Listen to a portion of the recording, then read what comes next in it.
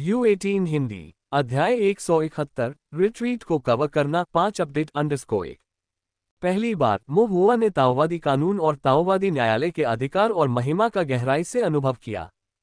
वर्तमान स्थिति को देखते हुए कियान परिवार हल्के सामान के साथ तेजी से आगे बढ़ रहा था, जबकि राक्षस शिकारी, जिन्हें आध्यात्मिक खदानें ले जानी थी, धीरे धीरे आगे बढ़ रहे थे।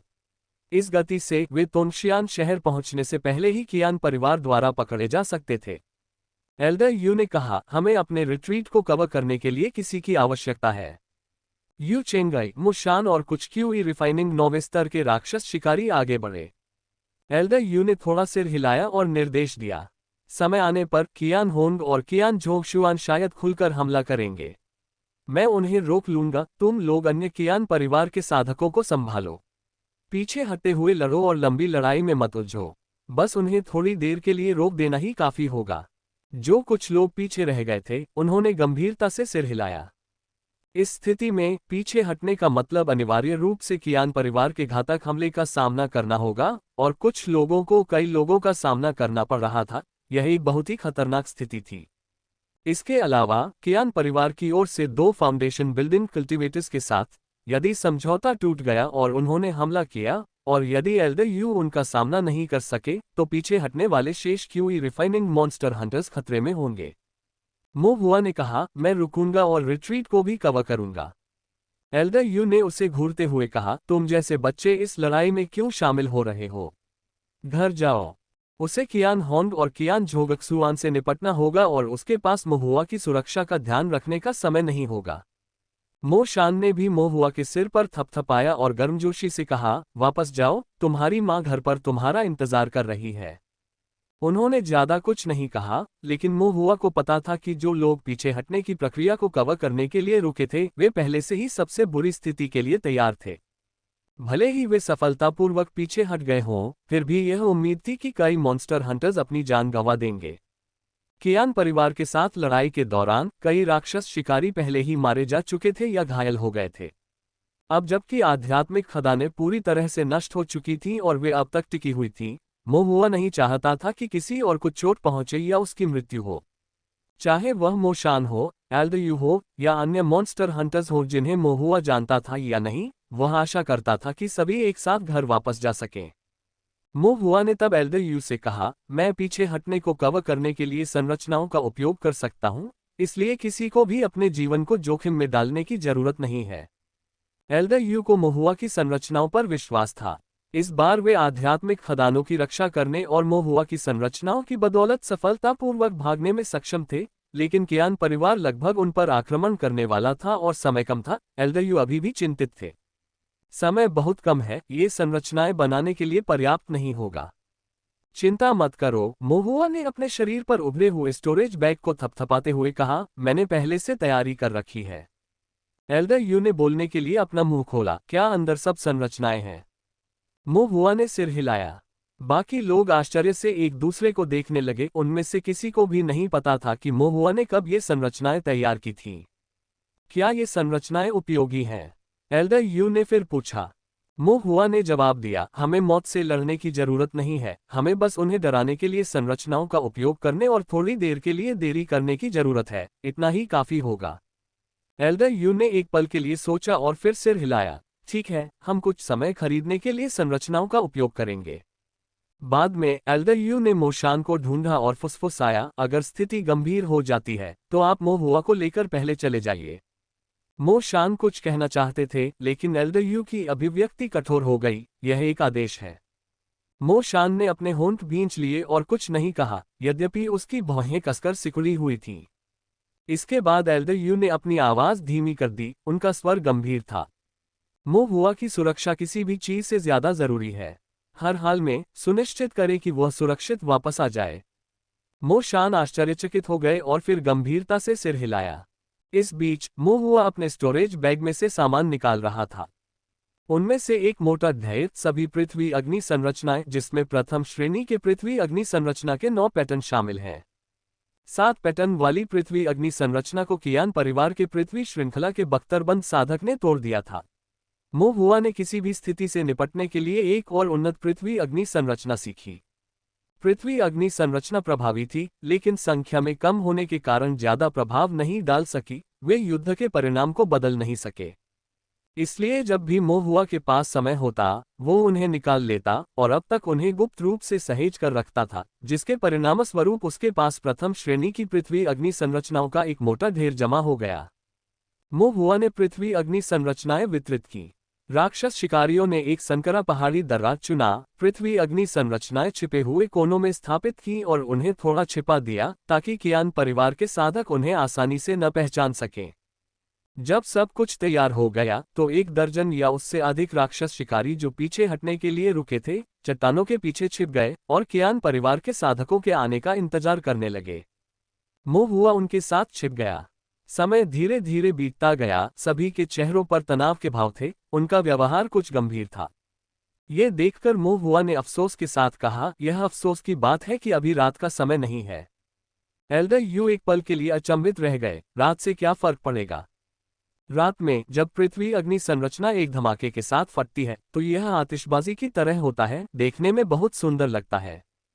इससे पहले जब पृथ्वी अग्नि संरचना तैयार की गई थी तो मोहुआ ने इस तमाशे का भरपूर आनंद लिया था, यहाँ तक कि उसने इसे देखते समय खाने के लिए मांस और पाइन नट्स भी तैयार किए थे। दुर्भाग्य से अब सभी स्वादिष्ट व्यंजन खत्म हो चुके थे और मोहुआ को थोड़ा अफसोस हुआ। एल्डर यू और मोशान के लोगों को समझ नहीं आ रहा था कि क्या कहें, लेकिन मोहुआ के हस्तक्षेप के साथ ही उनका तनाव कम हो गया और इसके बजाय वे सामने आ रहे दृश्य में कुछ हद तक रुचि लेने लगे और चुपचाप प्रवेश द्वार को देखने लगे। 1 कप चाय पीने में लगने वाले समय से भी कम समय में कदमों की आवाज तेज हो गई तथा कियान परिवार के साधकों की आकृतियां भी अधिक स्पष्ट हो गईं। लोगों का एक अंधकार में समूह, संख्या लगभग 2000। मॉन्स्टर हंटर्स ने अपनी सांस रोक ली और ध्यान केंद्रित किया और अब कुछ नहीं बोले। कियान होंग उस क्षेत्र के पास पहुंचे, संकरी भूमि को देखते हुए उनकी अभिव्यक्ति गंभीर हो गई और उन्होंने कियान परिवार के साधकों को रुकने का इशारा किया। उसने अपनी दिव्य भावना से उस क्षेत्र को छान मारा, फिर ठंडे स्वर में उपहास किया और जोर से चिल्लाया, एल्डर यू चांगलिन, क्या आप कछुए की तरह अपने खोल में छिपे हुए हैं? एल्डर यू ने मॉन्स्टर हंटर्स को जल्दबाजी न करने का इशारा किया। एक तेज गति से उछलकर वह एक ऊंचे स्थान पर पहुंच गया और एक बड़ी चट्टान पर बैठ गया, हंसते हुए बोला, कछुआ होना ठीक है, लेकिन मैं बड़ा कछुआ बनूंगा और तुम छोटे, तुम्हें तब भी मुझे डैडी कहना होगा। कियान होंग की निगाहें ठंडी हो गईं, लेकिन उनकी अभिव्यक्ति अपरिवर्तित रही। एल्डर यू ने प्रशंसा करते हुए कहा, अगर मुझे ये बताना हो कि सबसे चतुर और धैर्यवान कौन है, तो मैं आपको चुनूंगा। कोई आपका कितना भी अपमान करे, आप कछुए की तरह भावशून्य ही रहते हैं। इससे पहले कि वह अपनी बात पूरी कर पाता, एल्डर यू अचानक अतिशय आश्चर्य से हौंफते हुए बोला, तुम सचमुच अपनी माँ और कछुए की संतान नहीं हो सकते, है ना? कियान झोगक्सुआन इन शब्दों को और अधिक सुनने में असमर्थ था, जबकि कियान होंग ने केवल थोड़ा सा भौहें चढ़ाई और कहा, एल्डर यू चांगलिन, क्या आप समय खरीदने की कोशिश कर रहे हैं? अपने इरादे छिपाए बिना एल्डर यू ने जवाब दिया, आप ऐसा कह सकते हैं। कियान होंग ने ठंडे स्वर में कहा, किस आधार पर? सिर्फ उस चट्टान के पीछे छिपे 1 दर्जन या उससे ज्यादा मॉन्स्टर हंटर्स की वजह से। एल्डर यू ने कहा, कियान परिवार निकम्मों से भरा है, हम 1 दर्जन से ज्यादा लोग काफी हैं। और ज्यादा लोग होंगे तो हम तुम सबको डरा देंगे। तो फिर आप आगे क्यों नहीं बढ़ते? कियान होंग ने पूछा। हम वहां तक पहुंचने से पहले एक ब्रेक लेंगे, खनन सुरंगें थका देने वाली हो सकती हैं। एल्डर यू ने आह भरी, क्या यह अजीब नहीं है कि बिग ब्लैक माउंटेन में सुरंगें सीधे एक राक्षस के घोंसले में कैसे जाती हैं? सच्ची चिंता के भाव से एल्डर यू ने कियान होंग से पूछा, क्या आपके कियान परिवार के शिष्य खनन सुरंगों में प्रवेश कर चुके हैं? क्या उनका सामना किसी राक्षस जानवर से हुआ? अगर वे जानवरों द्वारा खा लिए गए तो ये दुर्भाग्यपूर्ण होगा। कियान होंग का रंग खराब हो गया। ये देखकर एल्डर यू के हाव भाव एकदम बदल गए। नहीं, तुम तो पहले ही खनन सुरंगों में जा चुके हो।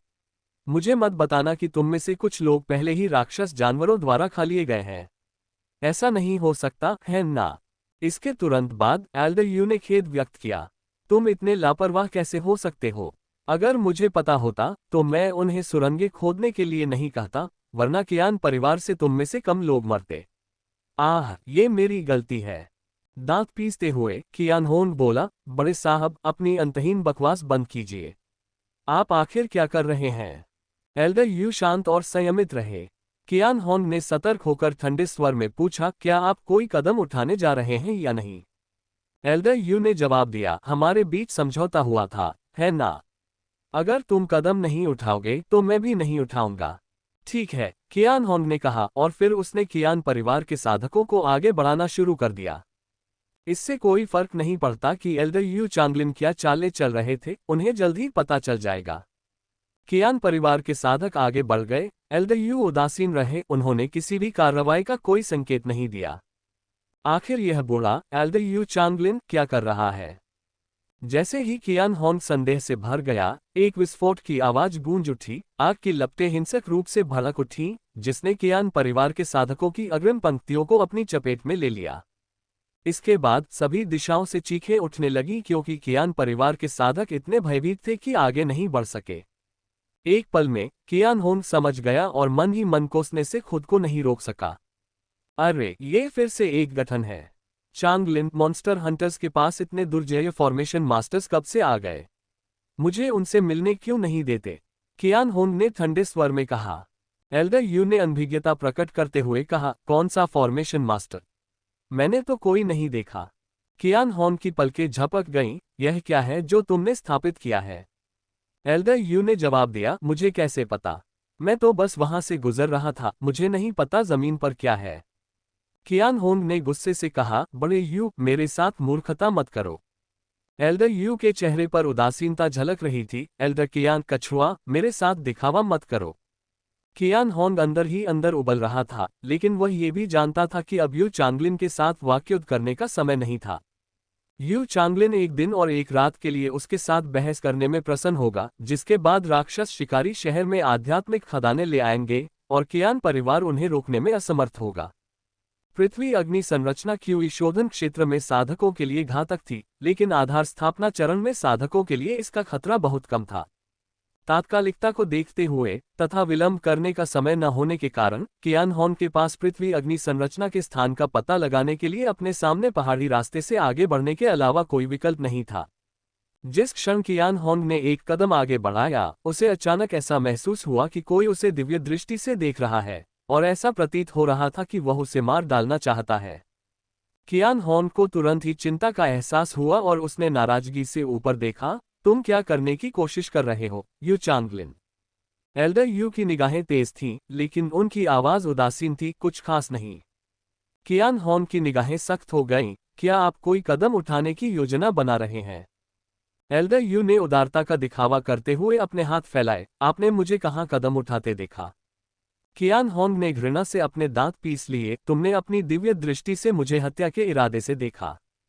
यू चांगलिन ने तिरस्कार पूर्वक कहा, ऐसा इसलिए है क्योंकि तुम बहुत डरपोक हो।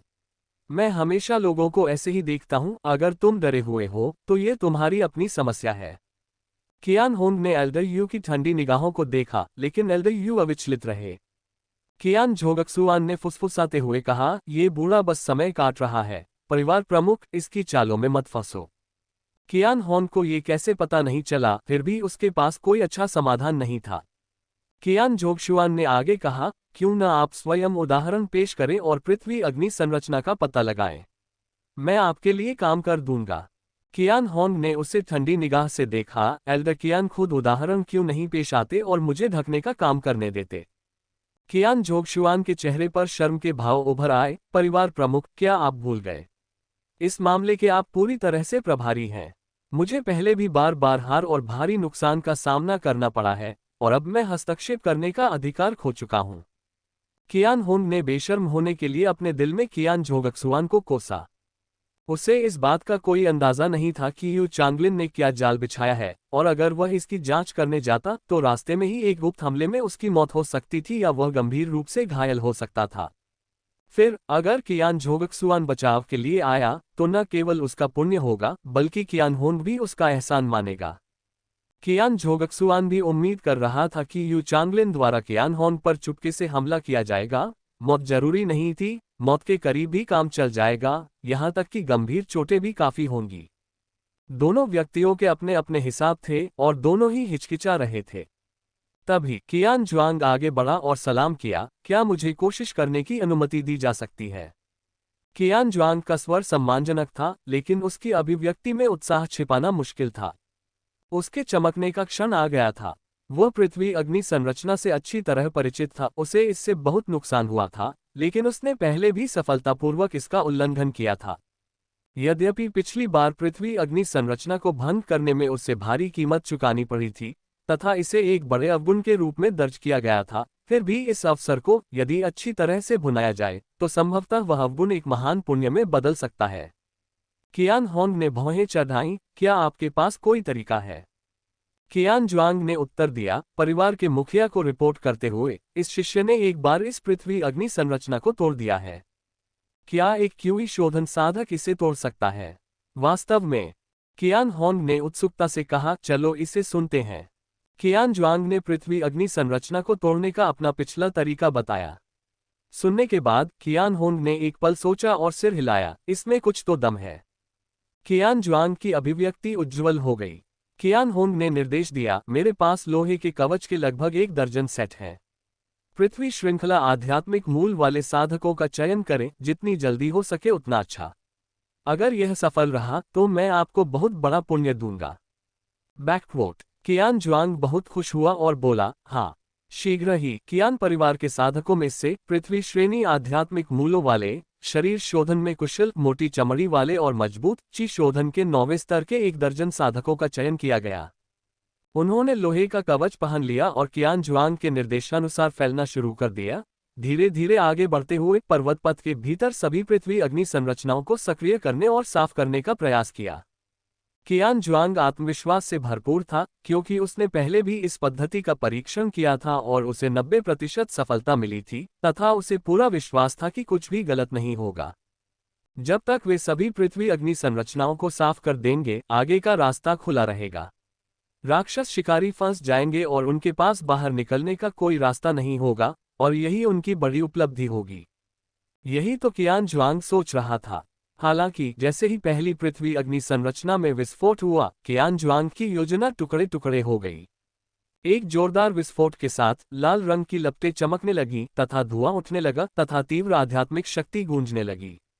लौह कवचधारी कियान परिवार साधक को आग की लपटों ने घेर लिया और फिर उमड़ती आध्यात्मिक शक्ति ने उसे उछाल दिया, जिससे वह पीड़ा में सिकुड़कर जमीन पर गिर पड़ा। उसका आधा शरीर काला पड़ गया था और खून से लथपथ था। उसके लोहे के कवच में दरारें पड़ गई थी। हर कोई अचंभित रह गया और कियान जुआंग स्तब्ध रह गया। कुछ तो गड़बड़ थी। शक्ति इतनी कैसे बढ़ गई? ये वह पृथ्वी अग्नि संरचना नहीं थी जिसे उसने पहले तोड़ा था। कियान होंग ने पृथ्वी अग्नि संरचना द्वारा घायल साधक की ओर देखा और फिर ठंडेपन से कियान जुआंग की ओर देखा। उसकी आंखें इतनी बर्फीली थीं मानो वह किसी मरी हुई मछली को देख रहा हो। कियान जुआंग की पूरी पीठ ठंडे पसीने से भीग गई थी और उसने सोचा कि अब सब खत्म हो गया है। यदि वह प्रसिद्धि की चाहत न रखता तो ठीक रहता, लेकिन अब श्रेय पाने की उसकी लालसा ने उसे विनाश की ओर धकेल दिया है। असल में वह परिवार के मुखिया को प्रभावित करना चाहता था और अपनी पिछली बड़ी गलती को एक बड़ी खूबी में बदलना चाहता था। अब न सिर्फ कोई बड़ी उपलब्धि नहीं थी, बल्कि उसकी गलती भी दोगुनी हो गई थी। कियान जोगक्सुआन ने भी अपना सिर घुमाकर कियान होंग से कहा, परिवार प्रमुख, अब हमारा एकमात्र विकल्प आगे बढ़ना है। कियान होंग ने कियान जोगक्सुआन की ओर देखा और कहा, हम कैसे आगे बढ़ सकते हैं? आपने इस संरचना की शक्ति देखी है। अगर कोई साधक क्यूई शोधन के बाद के चरण में आगे बढ़ता भी है तो वह मरेगा नहीं, लेकिन गंभीर रूप से घायल जरूर होगा। कियान जोगक्सुआन की आंखें हल्की सी चमक उठी, पहाड़ी रास्ता ज्यादा चौड़ा नहीं है। हमें बस 102 साधकों की जरूरत है जो जोखिम उठाकर सभी पृथ्वी अग्नि संरचनाओं को सक्रिय कर सकें, फिर आगे आने वाले साधकों को किसी बाधा का सामना नहीं करना पड़ेगा। कियान होंग को अपने दिल में ठंडक महसूस हुई और कियान जोगक्सुआन के प्रति उसकी निगाहें और भी अधिक अमित्र हो गईं। उन्हें खलनायक की भूमिका निभाने के लिए मजबूर किया जा रहा था। लगभग 2000 लोगों में से इन पृथ्वी अग्नि संरचनाओं को तोड़ने के लिए केवल 1 या 200 लोगों की आवश्यकता थी। समस्या ये थी कि इन 1 या 200 का चयन कैसे किया जाए, या फिर किसे मौत के घाट उतार दिया जाना चाहिए। यदि यह गुप्त रूप से किया गया होता तो यह एक बात होती, लेकिन अब जब कियान परिवार के इतने सारे अनुयायी उसे देख रहे हैं, यदि उसने ऐसा करने की हिम्मत की तो वह परिवार के मुखिया के रूप में अपनी स्थिति को बनाए रखने के बारे में लगभग भूल सकता है। कियान होंग ने दांत पीसते हुए कहा, परिवार के मुखिया के तौर पर मुझे खुद ही मिसाल कायम करनी होगी। मैं खुद इस पृथ्वी अग्नि संरचना को तोड़ दूंगा और मैं एल्डर कियान से कहता हूं कि वह मेरे साथ लड़े ताकि बूढ़े बदमाश यू चांगलिन के किसी भी विश्वासघाती हमले से मेरी रक्षा हो सके। कियान जोगक्सुआन ने मना करने में हिचकिचाहट का नाटक किया। कियान होंग ने तुरंत कहा, इस बार एल्डर की गलती को पूरी तरह से खारिज किया जा सकता है। कियान जोगक्सुआन ने भौहें उठाई, सच में? वास्तव में? कियान जोगक्सुआन ने सम्मानपूर्वक कहा, कियान परिवार के एक बुजुर्ग के रूप में मैं परिवार के मुखिया के साथ हर अच्छे और बुरे समय में खड़ा रहूंगा। कियान होंग ने मन ही मन तिरस्कार से नाक भान सिकुड़ी, लेकिन बाहर से उसने राहत दिखाई, देरी करने का समय नहीं है। हमें अभी कार्रवाई करनी चाहिए, लेकिन हमें यू चांगलिन के छुपे हमलों से सावधान रहना होगा। मान गया। इसलिए 2 फाउंडेशन स्थापना बुजुर्गों कियान होंग और कियान जोगक्सुआन ने सेना में शामिल होकर अपनी आंदोलन तकनीकों का उपयोग करके व्यक्तिगत रूप से पर्वत पथ में पृथ्वी अग्नि संरचनाओं को ट्रिगर किया। 2 आकृतियां पहाड़ी रास्तों पर बिना थके दौड़ती रहीं, जिससे आग के विस्फोट और आध्यात्मिक शक्ति की लहरें उठती रहीं। जब विस्फोट की आवाजें धीरे धीरे कम हो गईं, आग बुझ गई और धुआं छट गया, तो अंततः वे रुक गए।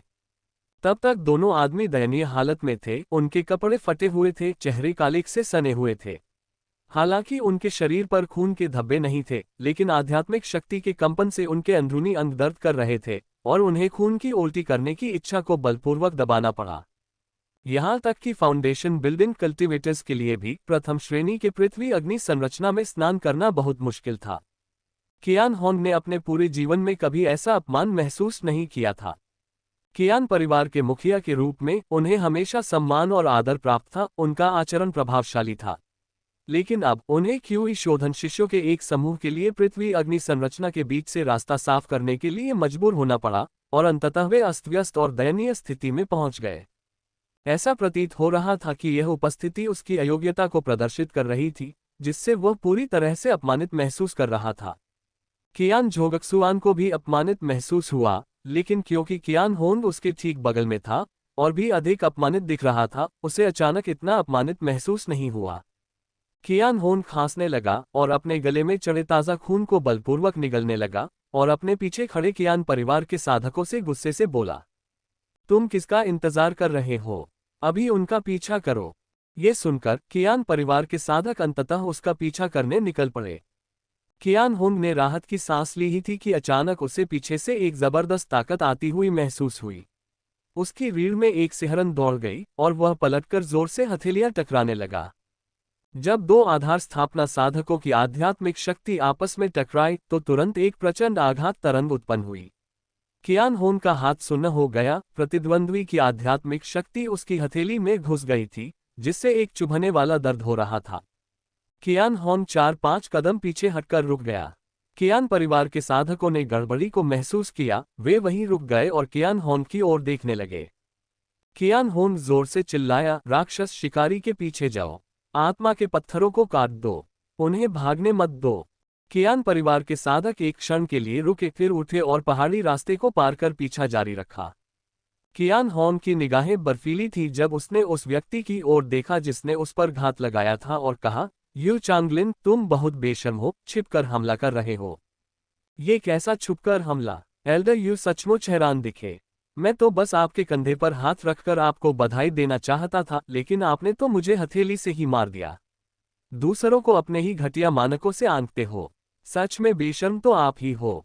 आप हमारे कियान परिवार के 2 फाउंडेशन बिल्डिंग साधकों को अकेले ही मार गिराने के बारे में नहीं सोचेंगे, है ना? कियान होंग ने ठंडे स्वर में कहा। कियान जोगक्सुआन भी सतर्क होकर कियान होंग के पास खड़ा था। क्या बकवास है? एल्डर यू ने अस्पष्ट मुस्कान के साथ कहा। हम सब इस बात पर सहमत थे कि फाउंडेशन एस्टेब्लिशमेंट के लोग इसमें दखल नहीं देंगे। मैं ऐसा आदमी हूं जो अपनी बात रखता है और समझौते को नहीं तोड़ता।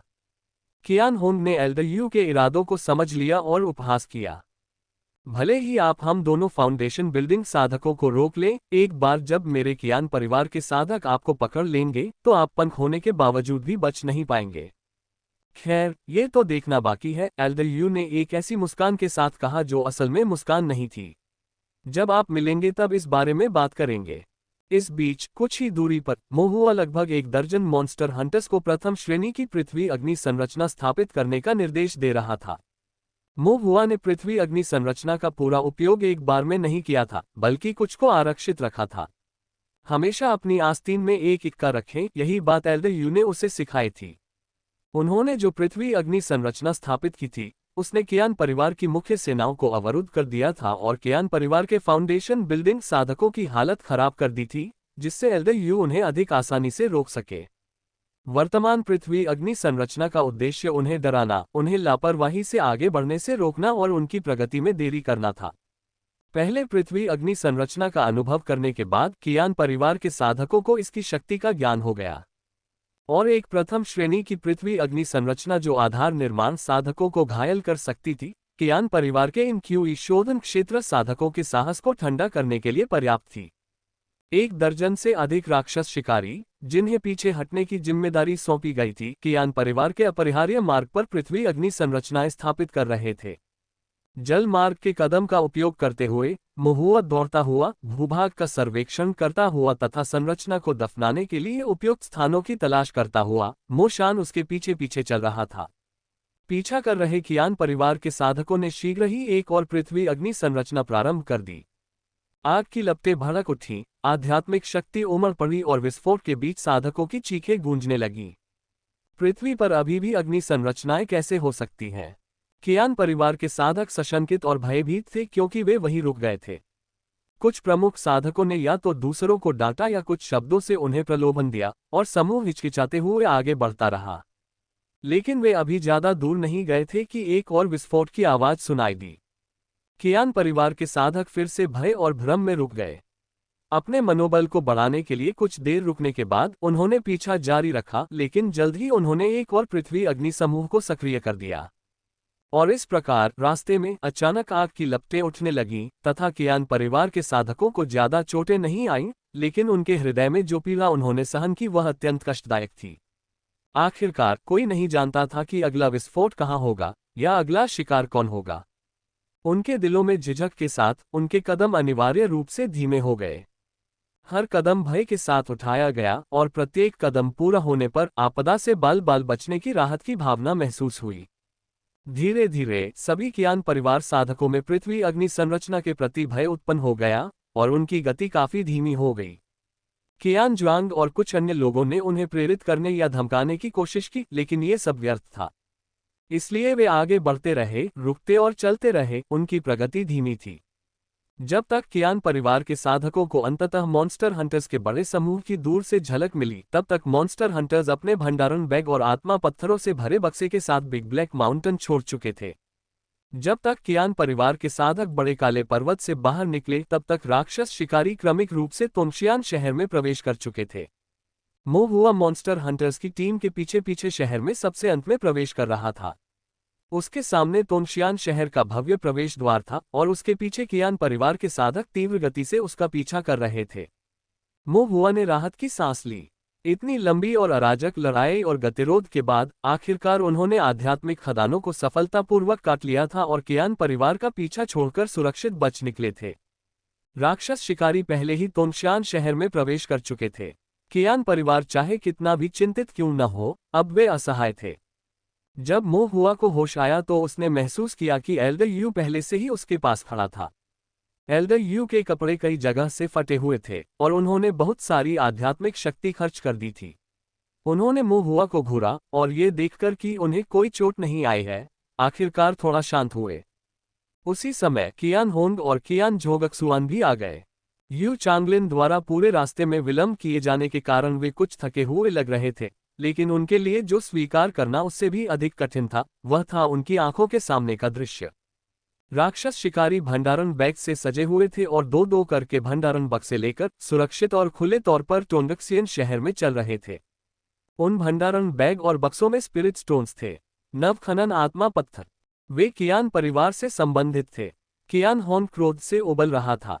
इतना समय, इतने सारे आत्मा पत्थर और इतनी अधिक जनशक्ति निवेश करने के बाद कियान परिवार को कुछ भी हासिल नहीं हुआ, क्योंकि अंतिम क्षण में उन्हें विफल कर दिया गया था। वह स्वयं भी अपमानजनक स्थिति में था, अस्तव्यस्त और अपमानित। परिवार के मुखिया के रूप में कार्यभार संभालने के बाद से यह उनकी सबसे बड़ी हार थी। क्रोध और हताशा के तीव्र मिश्रण से अभिभूत कियान होन की अभिव्यक्ति विकृत हो गई और वह चिल्लाया, यू चांगलिन, तुम बुरे, मैं तुम्हें नहीं छोड़ूंगा, मैं तुम्हारी 1000 बार खाल उधेड़ूंगा, और तुम्हारे उस फॉर्मेशन मास्टर को मैं जरूर ढूंढ लूंगा और उसके टुकड़े टुकड़े कर दूंगा। अपने दिल के गुस्से को शांत करने के लिए एल्डर यू कियान होन की धमकियों से बिल्कुल नहीं डरे। इतने सालों बाद कियान परिवार की धमकियां उनके लिए कोई नई बात नहीं थी। अगर उन्हें सचमुच कियान परिवार से डर लगता तो वे कभी उनका विरोध नहीं करते। हालांकि वह मोहुआ के लिए कुछ चिंतित था। हालांकि वह मोहुआ की सुरक्षा सुनिश्चित कर सकता था, उसे डर था कि मोहुआ डर जाएगी। जब एल्डर यू ने मोहुआ की ओर देखने के लिए अपना सिर घुमाया तो उन्होंने उसके चेहरे पर चिंता या डर का कोई निशान नहीं देखा। इसके बजाय मोहुआ हंस रहा था। एल्डर यू खुद को रोक नहीं सके और पूछा, आप किस बात पर हंस रहे हैं? मोहुआ ने पलकें झपकाई और धीमी आवाज में कहा, बुरे कछुए का खोल टूट गया है। एल्डर यू ने भौहें चढ़ाई, कुछ समझ नहीं पाया। फिर उसने फिर ऊपर देखा और कियान होन को देखा, जो अस्त व्यस्त और गुस्से में था। उसके कपड़े फटे हुए थे और उसका चेहरा बिगड़ा हुआ था। तब उसे मजाक समझ आया।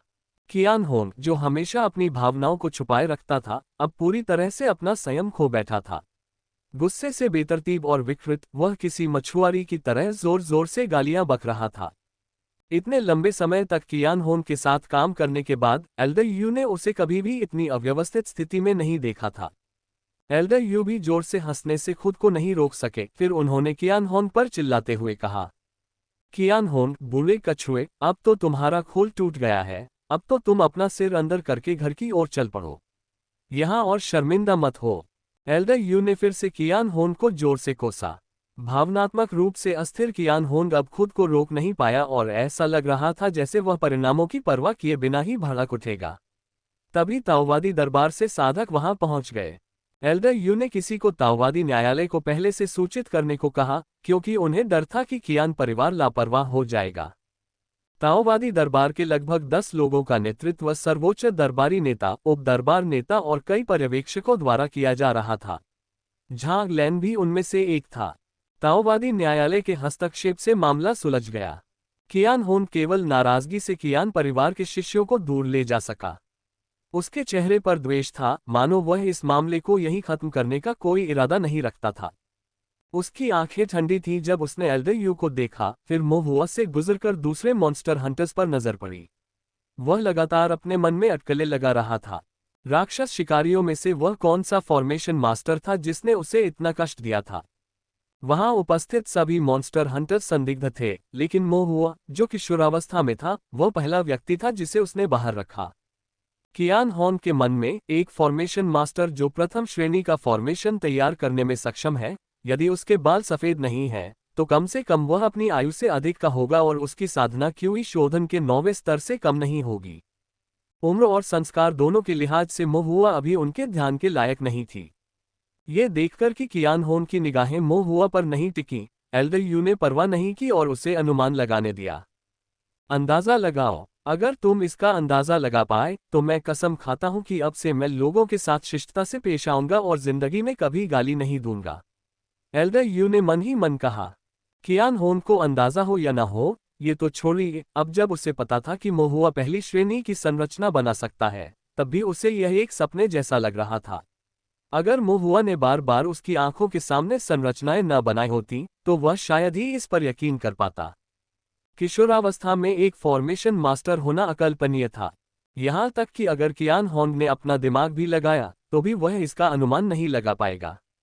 कियान परिवार के चले जाने के बाद एल्डर यू ने ताओवादी दरबार के दरबारी नेता के साथ मामलों पर चर्चा की। झांग लैन ने नजर घुमाए और मोहुआ को फिर से देखा और अपने दिल में आह भरने से खुद को नहीं रोक सका। मोहुआ, जब भी कोई परेशानी होती है तो आप उसमें कैसे शामिल हो जाते हैं? इतने सारे तमाशे और आपने एक भी नहीं छोड़ा। मोहुआ ने झांग लैन को भी देखा और उसकी ओर देखकर पलकें झपकाई। उसकी चमकदार बड़ी आंखें चमक रही थीं। झांग लैन ने कुछ असहाय भाव से अपना सिर हिलाया। दरबारी नेता से बातचीत खत्म करने के बाद एल्डर यू का मूड खुश लग रहा था। फिर उन्होंने सबको पहले घर जाकर आराम करने दिया और कहा कि बाकी बातें बाद में निपटाएंगे। मोहुआ फिर मोशान के साथ घर चला गया। लियू रुहुआ रेस्तरां के प्रवेश द्वार पर कटोरे और बर्तन व्यवस्थित कर रही थी। उसकी आंखें कभी कभी आशा और चिंता के मिश्रण के साथ सड़क की ओर देख रही थीं। जल्द ही मो शान महुआ का हाथ पकड़े हुए चौराहे पर आ गया। लियू रुहुआ ने जल्दी से कटोरे और प्लेटें नीचे रख दी, रेस्तरां से बाहर भागी और महुआ को कसकर गले लगा लिया, मानो उसे डर हो कि वह पलक झपकते ही गायब हो जाएगी। महुआ को कुछ शर्मिंदगी महसूस हुई और उसने शर्म से लाल होते हुए कहा, माँ, मैं ठीक हूँ। लियू रुहुआ ने तब महुआ की सावधानीपूर्वक जांच की और ये देखकर कि उसे कोई नुकसान नहीं हुआ है और उसका रंग भी खराब नहीं है, बस वह थोड़ा पतला हो गया है, उसका दिल शांत हो गया। फिर उसे थोड़ा दुख हुआ और उसने पूछा, इतनी देर तक वहां रहने के कारण तुम शायद पेट भर खाना नहीं खा पाए होगे।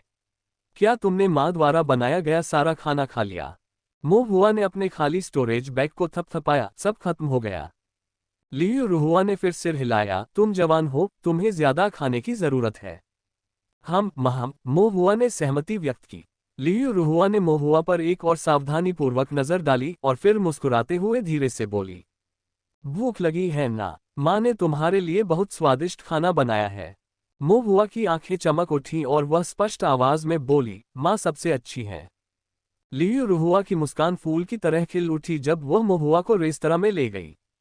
इस दौरान एक तरफ खड़े मो शान ने असहाय भाव से अपना सिर हिलाया।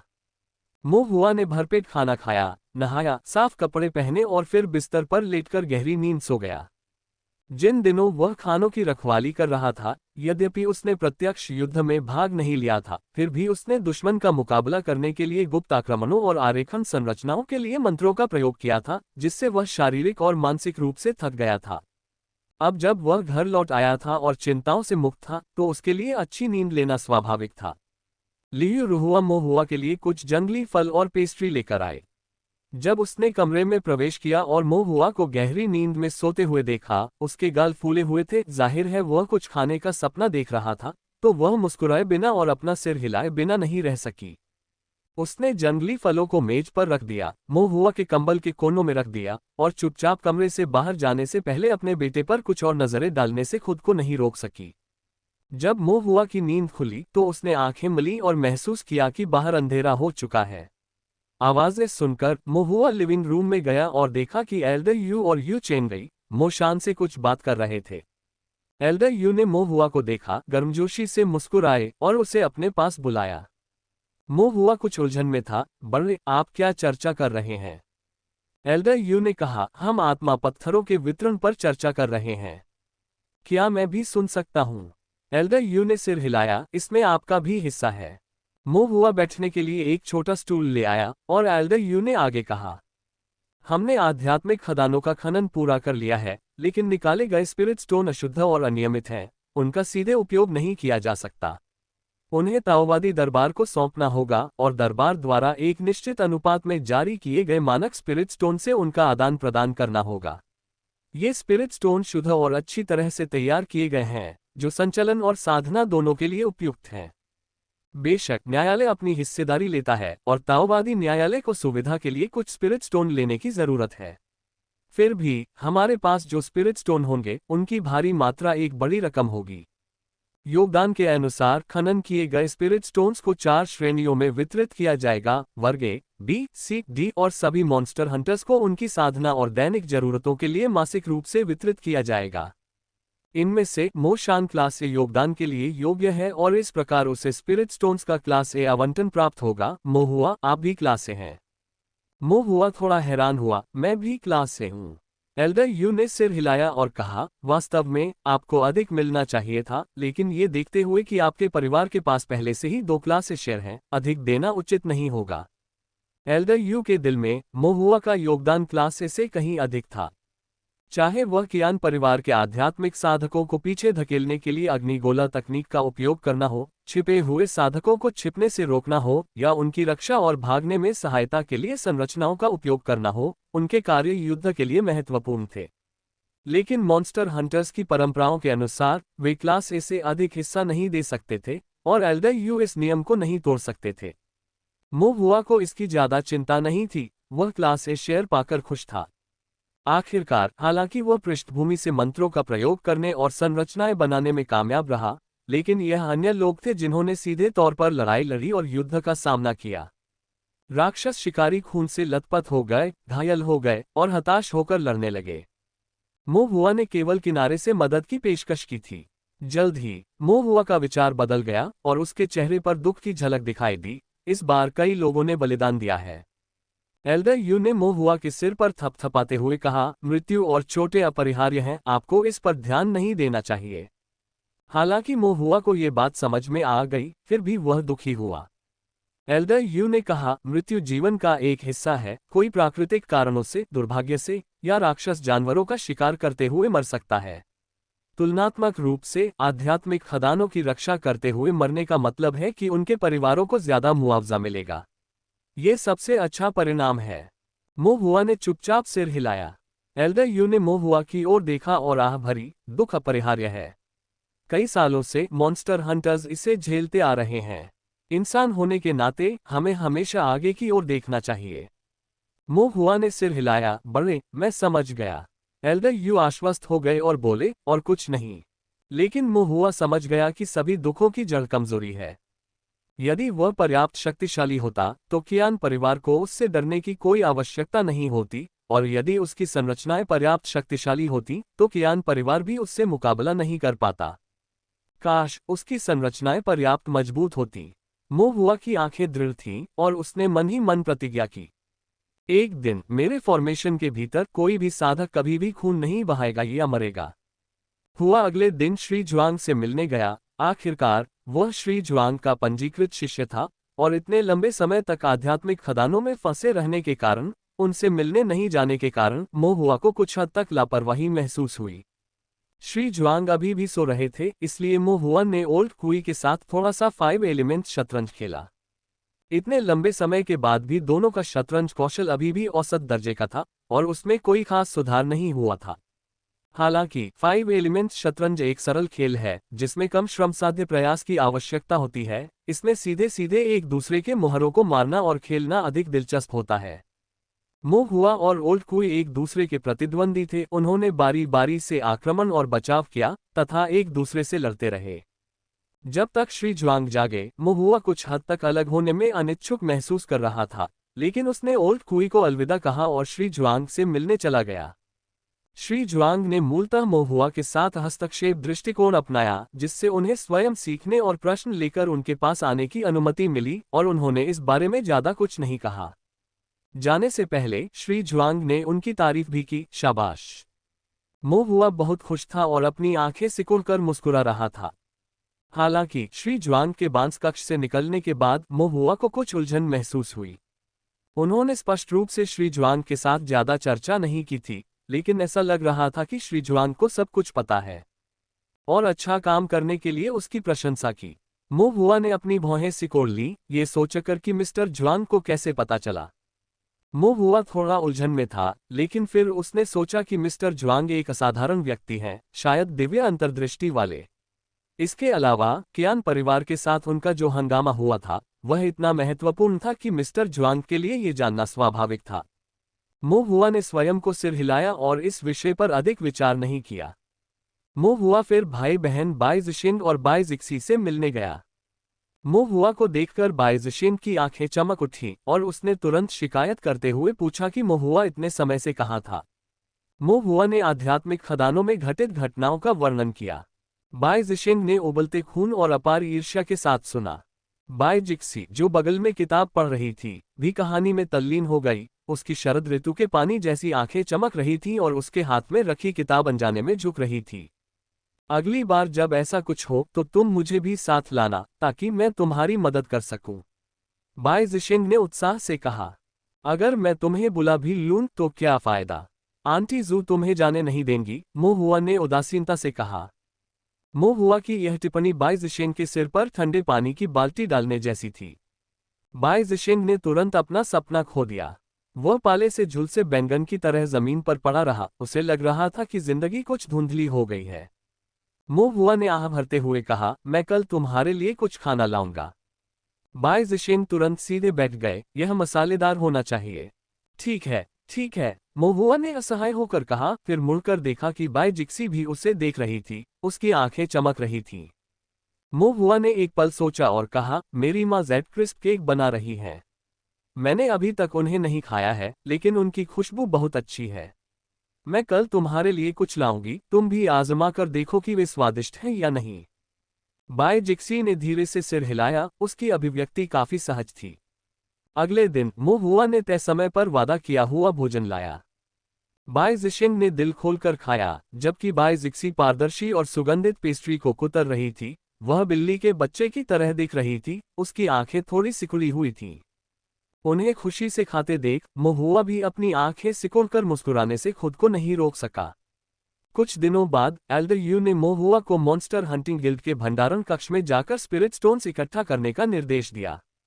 अनेक आत्मा पत्थर आध्यात्मिक खदानों से निकाले गए थे और उन्हें एक साथ वितरित नहीं किया जा सकता था, क्योंकि इससे अपव्यय हो सकता था या दूसरों को लूटने के लिए उकसाया जा सकता था और कई समस्याएं पैदा हो सकती थीं।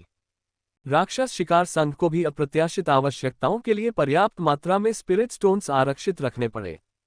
इस कारण से भंडारण कक्ष में संग्रहित स्पिरिट स्टोन्स को एक स्थिर बूंद लंबे समय तक चलती है कि सिद्धांत का पालन करते हुए योग्यता के आधार पर समय अंतराल में वितरित किया जाना था, ताकि स्पिरिट स्टोन्स का व्यय लंबे समय तक चल सके।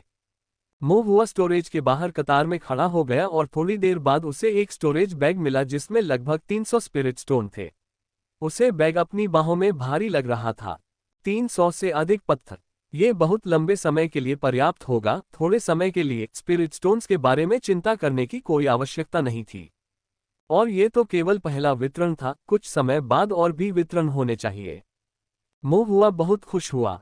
सिर्फ मो हुआ ही नहीं, स्पिरिट स्टोन्स लेने आए सभी लोगों के चेहरे पर मुस्कान थी। कुछ तो स्टोन्स पाकर अविश्वास में थे और खुशी के आंसू भी बहा रहे थे। समाज के निचले स्तर पर संघर्ष करने वाले ढीले साधकों ने पहले कभी इतने सारे आत्मा पत्थर नहीं देखे थे। इन पत्थरों के साथ उनके बच्चों को भूखा नहीं रहना पड़ेगा, उनकी साधना पथ सुरक्षित हो जाएंगे और उन्हें आत्मा पत्थर अर्जित करने के लिए इतनी मेहनत नहीं करनी पड़ेगी। भारी दबाव के बीच वे अंततः राहत की सांस ले सके और वे 10 साल तक इसी तरह रह सकते हैं। मो हुआ को कुछ राहत मिली, लेकिन सोचने पर उसे फिर से थोड़ा बोझ महसूस हुआ। 10 साल बाद क्या होगा? मो हुआ ने अपनी भौहें सिकोड़ लीं।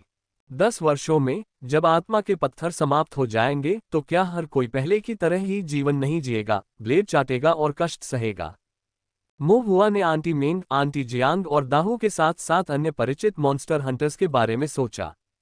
उन्होंने जीवन में बहाए गए उनके आंसुओं, राक्षसों का शिकार करते समय बहाए गए उनके खून, उनकी कड़वी पीड़ा और उनके अस्तित्व की खतरनाकता के बारे में सोचा। मो हुआ को अपने दिल पर और भी भारी बोझ महसूस हुआ। क्या इन अच्छे दिनों को सभी के लिए थोड़ा और लंबा बनाने का कोई तरीका था? यह विचार मो हुआ के दिमाग में लगातार घूमता रहा। मो हुआ ने भोजन करते समय, साधना करते समय और यहाँ तक कि जब वह आकृतियां बना रहा था तब भी इसके बारे में सोचा। एक दिन जब मो हुआ फॉर्मेशन बुक्स के पन्ने पलट रहा था तो उसे अचानक प्रेरणा मिली। वह राक्षस शिकार संघ के भंडार की ओर दौड़ा और एल्डर यू को ढूंढ निकाला। भंडार में बड़ी संख्या में आत्मा पत्थर जमा कर रखे गए थे और एल्डर यू को इससे कोई परेशानी नहीं थी, इसलिए वह इन दिनों व्यक्तिगत रूप से इसकी रखवाली कर रहे थे। मो हुआ ने पूछा, बड़े यू, कियान परिवार ने अपना भाग्य कैसे बनाया? एल्डर यू को थोड़ा आश्चर्य हुआ, लेकिन फिर भी उन्होंने एक पल के लिए सोचा और कहा, कियान परिवार के मुखिया ने मॉन्स्टर हंटर के रूप में शुरुआत की थी। बाद में उन्होंने कुछ स्पिरिट स्टोन जमा किए, मॉन्स्टर हंटर का काम छोड़ दिया और कलाकृतियों के शोधन और कीमिया का व्यवसाय शुरू किया। राक्षस शिकारी राक्षस जानवरों को मारते थे और वह उनके द्वारा छीनी गई सामग्री को कम दामों पर खरीदता था, उन्हें आध्यात्मिक कलाकृतियों और गोलियों में परिष्कृत करने के लिए ढीले साधकों को काम पर रखता था, फिर उन्हें उच्च कीमतों पर राक्षस शिकारियों को बेच देता था। जैसे जैसे समय बीतता गया उसका व्यवसाय बढ़ता गया। सामग्री के लिए उसकी कीमत कम होती गई, ढीले साधकों को काम पर रखने की अवधि बढ़ती गई और उसके द्वारा बेची जाने वाली आध्यात्मिक कलाकृतियां और गोलियां भी महंगी होती गईं। स्वाभाविक रूप से कियान परिवार और भी अमीर होता गया। मो हुआ ने संदेह से पूछा, क्या किसी ने उनसे प्रतिस्पर्धा नहीं की? उनका मुकाबला नहीं किया जा सकता था, एल्डर यू ने सिर हिलाया। दूसरे लोग इतने निर्दयी या चालाक नहीं थे, वे कियान परिवार की बराबरी नहीं कर सकते थे। मो हुआ ने आगे कहा, मैंने सुना है कि कियान परिवार की शुरुआत शून्य से हुई थी। एल्डर यू ने उपहास किया, ये तो कियान परिवार द्वारा अपने चेहरे पर सोना लगाने का मामला है। ऐसा नहीं है। एल्डर यू ने अपनी दिव्य इंद्रिय से आसपास का निरीक्षण किया, ये सुनिश्चित करते हुए कि कोई अनियमितता नहीं है। फिर बैठ गए, एक कप चाय पी और मोहुआ से बात करना शुरू कर दिया। मैंने अभी कहा कियान परिवार के मुखिया ने कुछ आत्मा रत्न जमा किए थे। तुम्हें क्या लगता है वे आत्मा रत्न कैसे जमा किए गए होंगे? मोहुआ ने ध्यान से सोचा और अचानक चौंक गया। एल्डर यू ने भौहें चढ़ाईं, हम सब मॉन्स्टर हंटर्स हैं। दूसरे लोग क्यों नहीं बचा पाए, लेकिन वह बचा सकता था। एक रिफाइनरी शॉप और एक अल्केमिस्ट का व्यवसाय खोलने के लिए जरूरी स्पिरिट स्टोन्स की मात्रा कम नहीं है। एक सामान्य मॉन्स्टर हंटर जीवन भर में इतना नहीं बचा सकता। मोहुआ की निगाहें तेज हो गईं, फिर उसने क्या किया? एल्डर यू ने कहा, राक्षस शिकारियों की पुरानी पीढ़ी ने मुझे बताया था कि कियान परिवार का कुलपिता बचपन से ही धोखेबाज था। जब वह दूसरों के साथ राक्षसों का शिकार करने जाता था तो राक्षस जानवरों के आंतरिक अंगों को अपने लिए लेने के लिए अपने साथियों को भी मार डालता था।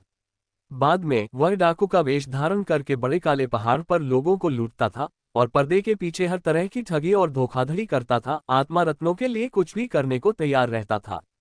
इस तरह उसने अपनी पहली दौलत जमा की।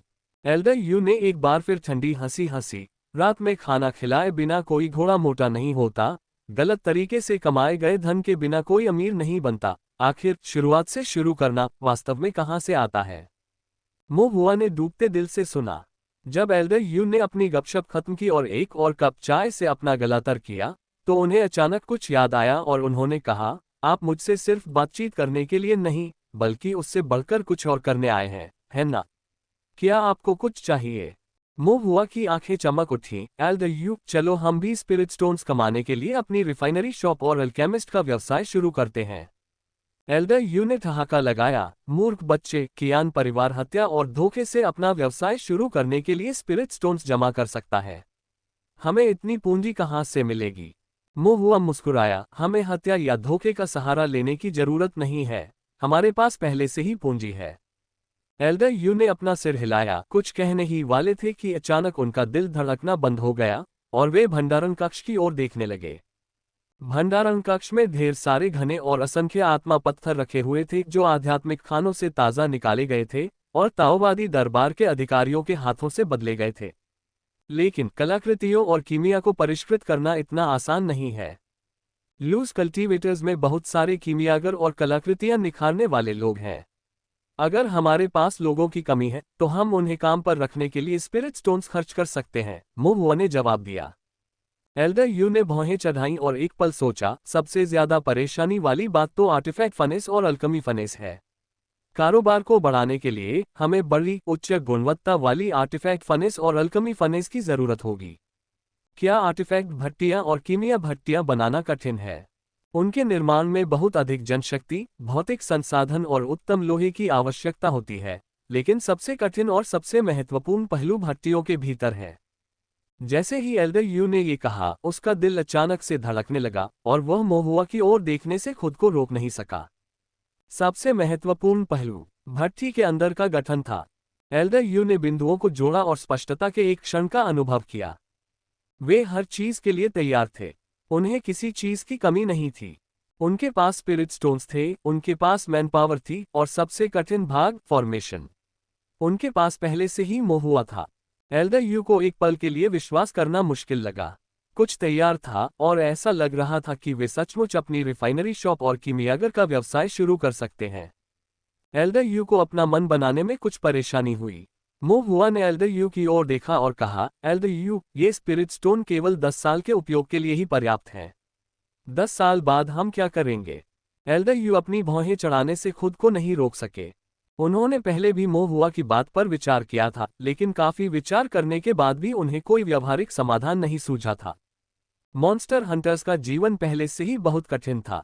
10 साल तक सांस लेने का समय, सभी को खाने कपड़े की चिंता से मुक्ति और शांति से साधना करने का अवसर एल्डर यू को संतुष्ट करने के लिए काफी था।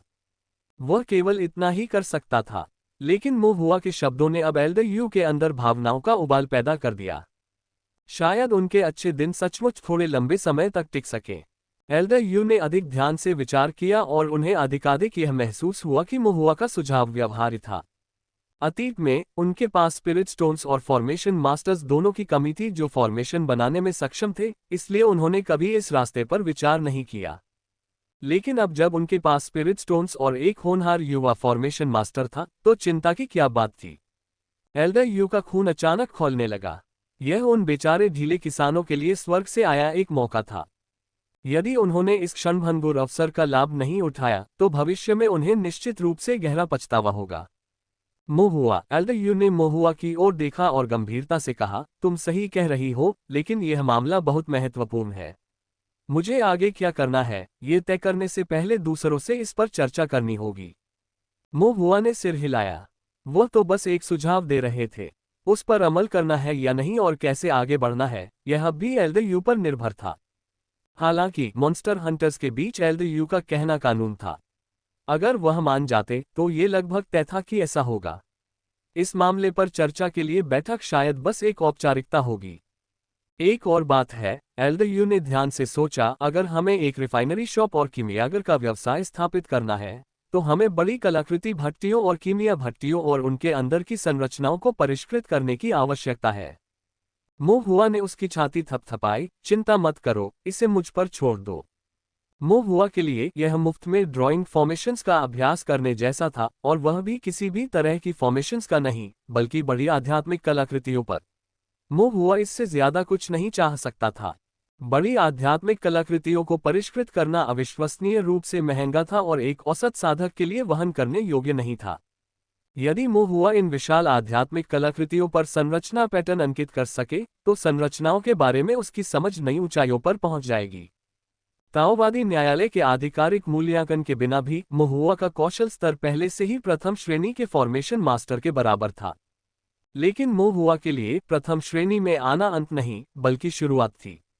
भविष्य में वह और भी उच्च श्रेणी का फॉर्मेशन मास्टर बनने की ख्वाहिश रखता था, ताकि और भी शक्तिशाली फॉर्मेशन सीख सके। संरचनाओं की सहायता से उसके पास स्वर्ग तक पहुंचने और पृथ्वी को भेदने की शक्ति होगी। ये सोचते हुए मोहुआ की आंखें तारों की तरह चमक उठीं। एल्डर यू ने मोहुआ को देखा और महसूस किया कि इस समय उसके सामने खड़ा ये बच्चा मॉन्स्टर हंटर्स के लिए चमकते हुए स्पिरिट स्टोन्स से भरे पूरे स्टोर रूम से भी अधिक मूल्यवान था। एल्डर यू रिफाइनरी शॉप और अल्केमिस्ट के व्यवसाय की स्थापना पर चर्चा करने के लिए सभी के साथ एक बैठक बुलाने के लिए वापस लौटे और उन्होंने स्पष्ट रूप से घोषणा की, मैं पहले ही सहमत हो चुका हूं। बाकी लोग मन ही मन बड़बड़ा रहे थे। आप तो पहले ही सहमत हो चुके हैं, तो फिर और क्या बात करनी है। वे इसका विरोध करने की हिम्मत तो नहीं करेंगे, है ना। एल्डर यू ने बात को घुमा फिराकर नहीं कहा और सीधे मुद्दे पर आ गए, आइए चर्चा करें कि आगे क्या करने की जरूरत है। सभी लोग सुझाव देने लगे और चर्चा में शामिल हो गए। पूरा आधा दिन बिताने के बाद उन्होंने अंततः प्रक्रियाओं का एक मोटा मोटा सेट तैयार कर लिया। एल्डर यू ने प्रक्रियाओं की समीक्षा की और महसूस किया कि कुल मिलाकर कोई बड़ी समस्या नहीं थी, हालांकि कुछ विवरणों पर आगे विचार करने की आवश्यकता थी। हालांकि इससे समग्र स्थिति पर कोई असर नहीं पड़ेगा। एक बार निर्णय हो जाने के बाद एल्डर यू ने निर्णायक दक्षता के साथ कार्य किया, सीधे कार्य सौंपे, ये निर्दिष्ट किया कि प्रत्येक व्यक्ति को क्या करना है और प्रत्येक कार्य के लिए आवश्यक समय का विस्तृत विभाजन किया। एल्डर यू ने गंभीरता से कहा, यह मामला तोंगशियान शहर के हजारों परिवारों में से प्रत्येक ढीले साधक के लिए बहुत महत्वपूर्ण है। हर काम बिना किसी लापरवाही के सावधानीपूर्वक और ईमानदारी से किया जाना चाहिए। सभी लोग गंभीर हो गए और आदरपूर्वक झुककर कहा, हाँ। इसके बाद टोंगक्सियन शहर के राक्षस शिकारी धीरे धीरे व्यस्त हो गए। एल्डर यू का लक्ष्य टोंगक्सियन शहर में सबसे बड़ी कलाकृति रिफाइनरी दुकान और कीमियागर व्यवसाय स्थापित करना था। राक्षस शिकारी राक्षसों का शिकार करने और सामग्री इकट्ठा करने के लिए पहाड़ों में जाते थे। ढीले साधक जो कलाकृतियों को परिष्कृत करते थे, कलाकृतियों को परिष्कृत करने का काम करते थे, और कीमियागर कीमियागिरी करते थे। उत्पादित आध्यात्मिक कलाकृतियों और गोलियों का कुछ हिस्सा राक्षस शिकारी स्वयं इस्तेमाल करते थे और कुछ हिस्सा स्पिरिट स्टोन कमाने के लिए बेच देते थे। इतनी बड़ी कलाकृति शोधनशाला और कीमियागर व्यवसाय के लिए न केवल अनेक कलाकृति शोधकों और कीमियागरों की आवश्यकता थी, बल्कि कलाकृति शोधन और कीमिया सीखने वाले अनेक प्रशिक्षुओं की भी आवश्यकता थी, जिससे मॉन्स्टर हंटर्स को अपनी आजीविका कमाने के लिए अनेक रोजगार के अवसर प्राप्त हुए। कुछ ढीले साधक जो राक्षस जानवरों से निपटने में माहिर नहीं थे, राक्षस शिकारी तो नहीं बन सकते थे, लेकिन वे दुकान में कुछ कलाकृतियां परिष्कृत करने या कीमियागिरी के हुनर सीखकर अपना गुजारा कर सकते थे। एक बार जब वे कुछ हासिल कर लेते तो वे भी दूसरे ढीले साधकों की मदद कर सकते थे। विशिष्ट योजना और निर्माण प्रक्रिया जटिल और बहुआयामी थी। एल्डर यू ने प्रमुख मॉन्स्टर हंटर्स के साथ मिलकर इन सभी चरणों का प्रबंधन किया। मो हुआ को इन मामलों की चिंता करने की जरूरत नहीं थी, न ही वह कोई मदद कर सकता था। वह केवल ड्राइंग फॉर्मेशन ही कर सकता था। आर्टिफैक्ट रिफाइनरी शॉप और अल्केमिस्ट बिजनेस की व्यापक स्थापना के लिए आवश्यक संरचनाएं दो मुख्य श्रेणियों की थीं। एक आर्टिफैक्ट रिफाइनरी शॉप और अल्केमिस्ट बिजनेस के लिए आर्किटेक्चरल फॉर्मेशन थी और दूसरी आर्टिफैक्ट फर्नेस और अल्केमी फर्नेस के लिए रिफाइनिंग फॉर्मेशन थी। पहला विचार इमारतों के लिए वास्तुशिल्प संरचना का था। एल्डर यू की योजना में सभी भवनों के निर्माण को 2 चरणों में विभाजित किया गया था। पहला चरण आर्टिफैक्ट रिफाइनरी शॉप का निर्माण करना था और दूसरा चरण अल्केमिस्ट बिजनेस का निर्माण करना था। कीमियागरों की तुलना में ढीले साधकों के बीच अधिक शिल्पकला शोधक थे और साधकों के पास आध्यात्मिक शिल्पकला की खपत अधिक थी, जिसका एक गारंटीकृत बाजार भी था। इसलिए शिल्पकला शोधन दुकान को पूरा करने के लिए जनशक्ति और संसाधनों को केंद्रित करने का निर्णय लिया गया। आर्टिफैक्ट रिफाइनरी शॉप पूरी होने के बाद अल्केमिस्ट्स बिजनेस का निर्माण इसी तरह के ढांचे का इस्तेमाल करके किया जाएगा। अनुभव होने से अल्केमिस्ट्स बिजनेस का निर्माण बहुत तेजी से हो जाएगा। मो हुआ का पहला कार्य आर्टिफैक्ट रिफाइनरी शॉप के लिए वास्तुशिल्प संरचना का डिजाइन तैयार करना था। आर्टिफैक्ट रिफाइनरी शॉप ने कई संबंधित इमारतों के साथ एक बड़े क्षेत्र पर कब्जा कर लिया, जिसमें दीवारें, द्वार, विभिन्न भंडार कक्ष, रिफाइनिंग रूम, किसानों के रहने के क्वार्टर, भंडारण कक्ष आदि शामिल थे। जबकि एल्डर यू अभी भी ताओवादी न्यायालय के अधिकारियों के साथ विशिष्ट स्थान पर बातचीत कर रहे थे, इमारतों की योजना पहले से तैयार करनी थी। एल्डर यू ने मो हुआ के संदर्भ के लिए अन्य रिफाइनरी दुकानों से कुछ निर्माण ब्लूप्रिंट भी एकत्र किए थे। हालांकि इन ब्लूप्रिंटों का पैमाना या तो बहुत छोटा था और इनमें किसी भी प्रकार के निर्माण पैटर्न का प्रयोग नहीं किया गया था, या फिर यदि किया भी गया था तो इनमें केवल 3 या 4 रेखाओं वाले बुनियादी निर्माण पैटर्न का ही प्रयोग किया गया था, जैसे कि ठोस पृथ्वी निर्माण और स्वर्ण पत्थर निर्माण, जिसे मो हुआ ने सबसे पहले सीखा था। अब जबकि मो हुआ का क्षितिज विस्तृत हो गया था, वह इनसे अधिक प्रभावित नहीं था। अन्य ब्लूप्रिंट हालांकि अधिक संरचनाओं को दर्शाते थे, लेकिन व्यवस्थित नहीं थे, अव्यवस्थित थे तथा उनका संदर्भ मूल्य बहुत कम था। फिर कुछ ऐसे भी थे जो जानबूझकर अस्पष्ट थे, संभवतः कोर निर्माण तकनीकों के लीक होने के डर से, और इस प्रकार पैटर्न को समझा नहीं जा सका। उन्होंने शुरू में सोचा था कि इनमें गहरी अंतर्दृष्टि होगी, लेकिन ये पता चला कि उनमें से हर किसी का उपयोग काफी सतही था और तुलनात्मक रूप से एन परिवार द्वारा नियोजित वास्तुकला संरचना, हालांकि खामियों से भरी थी, पहले से ही काफी सराहनीय थी। मो हुआ ने इन पर सरसरी निगाह डाली, अपने मन में एक मोटा विचार बनाया और फिर डिजाइन बनाना शुरू कर दिया। चूंकि यहाँ प्रयुक्त संरचनाएं बहुत परिष्कृत नहीं थीं, इसलिए मो हुआ को अब कोई मानसिक बोझ महसूस नहीं हुआ। अब वह प्रथम श्रेणी की संरचना विधियों को तैयार करने में सक्षम है, भले ही वह इसे आकस्मिक रूप से बनाए, इसकी प्रभावशीलता अन्य इमारतों में उपयोग की जाने। हुआ ने रिफाइनरी शॉप के लिए वास्तुशिल्प संरचना की योजना बनाने के बाद स्वयं इसकी जांच की और पाया कि इसमें कोई बड़ी समस्या नहीं है। इसमें सभी बुनियादी कार्य शामिल थे। चूंकि उन्हें अभी भी अलग अलग संरचनाएं माना जाता था, इसलिए उनके बीच परस्पर क्रिया न्यूनतम थी, इसलिए उन्हें बनाने में कोई समस्या नहीं हुई। फिर भी मो हुआ कुछ हद तक अशांत था। रिफाइनरी शॉप का निर्माण बहुत महत्वपूर्ण था। ये लूज कल्टीवेटर्स की खेती और अगले कई दशकों या उससे भी ज्यादा समय के जीवन से जुड़ा था। इसमें जरा सी भी लापरवाही नहीं हो सकती थी। चूंकि वह पूरी तरह से आश्वस्त नहीं थे, इसलिए श्री जुआंग से परामर्श करना बेहतर होगा। इसके बाद मो हुआ फॉरगेटफुल रेसिडेंस गए और अपनी वास्तुकला संरचना योजना श्री जुआंग के समक्ष समीक्षा के लिए प्रस्तुत की। घनी संरचना विधि मानचित्र को देखकर श्री जुआंग की पलकें झपक गईं, लेकिन ये देखने पर कि यह एक दूसरे से स्वतंत्र एकल संरचना और मिश्रित संरचना की एक सरल व्यवस्था मात्र थी, उन्होंने अंततः राहत की सांस ली। सज्जन, क्या कुछ गड़बड़ है? मो हुआ ने पूछा। श्री जुआंग ने अपना सिर थोड़ा हिलाया। ये ठीक है। क्या ये प्रयोग योग्य है? ये काफी है, श्री जुआंग ने कहा। फिर उन्होंने कई आरेख निकाले और मो हुआ को दिए। ये भी सरल वास्तुकला संरचना मानचित्र हैं। आप संदर्भ के लिए इन्हें देख सकते हैं। मो हुआ ने उन्हें देखने के लिए उत्सुक होकर ले लिया। वास्तुकला संरचना मानचित्रों पर संरचनाएं बिल्कुल वैसी ही थीं जैसी मो हुआ ने उम्मीद की थी। वे मुख्यतः पृथ्वी और काष्ठ संरचनाओं पर केंद्रित थीं। एकल संरचनाओं में 5 से 9 संरचना पैटर्न थे और कुछ प्रथम श्रेणी की मिश्रित संरचनाएं भी थीं। हालांकि कोई भी विशेष रूप से कठिन नहीं थी और सभी मोहुआ की पहुंच में थी। हालांकि इन वास्तुकला संरचना मानचित्रों में मुख्य रूप से पृथ्वी और लकड़ी संरचनाओं का उपयोग किया गया था, उन्हें अन्य 5 तत्व संरचनाओं के साथ मिलाया गया था और विवरणों में कई अंतर थे। उदाहरण के लिए स्वर्ण श्रृंखला निर्माण विधि से मिट्टी और चट्टान को ठोस कैसे बनाया जाए, जल श्रृंखला निर्माण विधि से पृथ्वी और लकड़ी को कैसे पोषित किया जाए, तथा अग्नि श्रृंखला निर्माण विधि से किसी भवन के लिए तापन और प्रकाश व्यवस्था कैसे सुनिश्चित की जाए।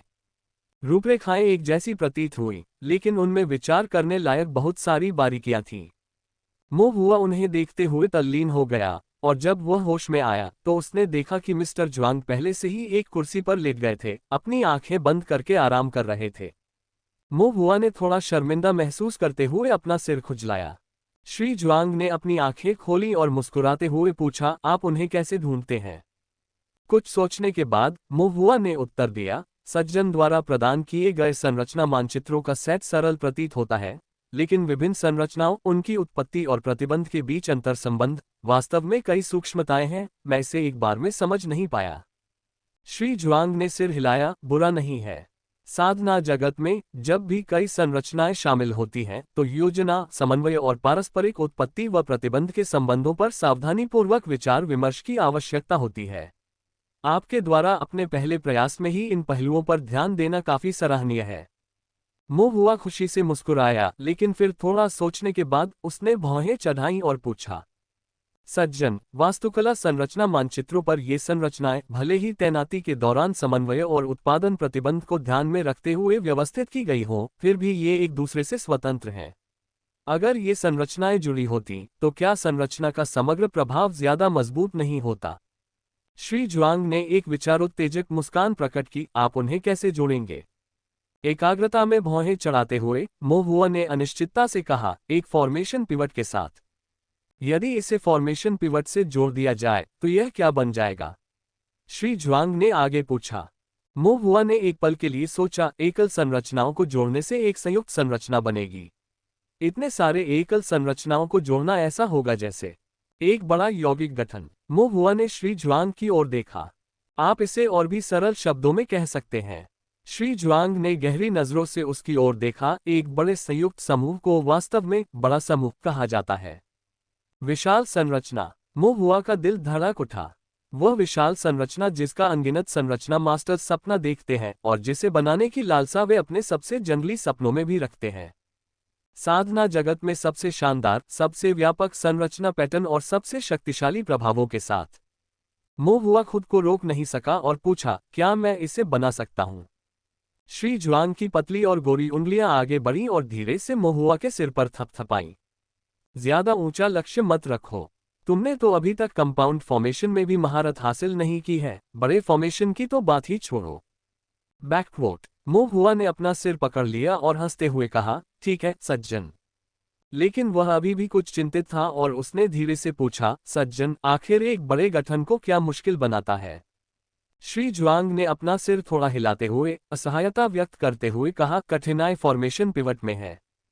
Formation pivot? श्री ज्वांग ने पूछा, क्या यौगिक संरचना का निर्माण पिवट कठिन है? मोहुआ ने सिर हिलाया, वाकई मुश्किल है।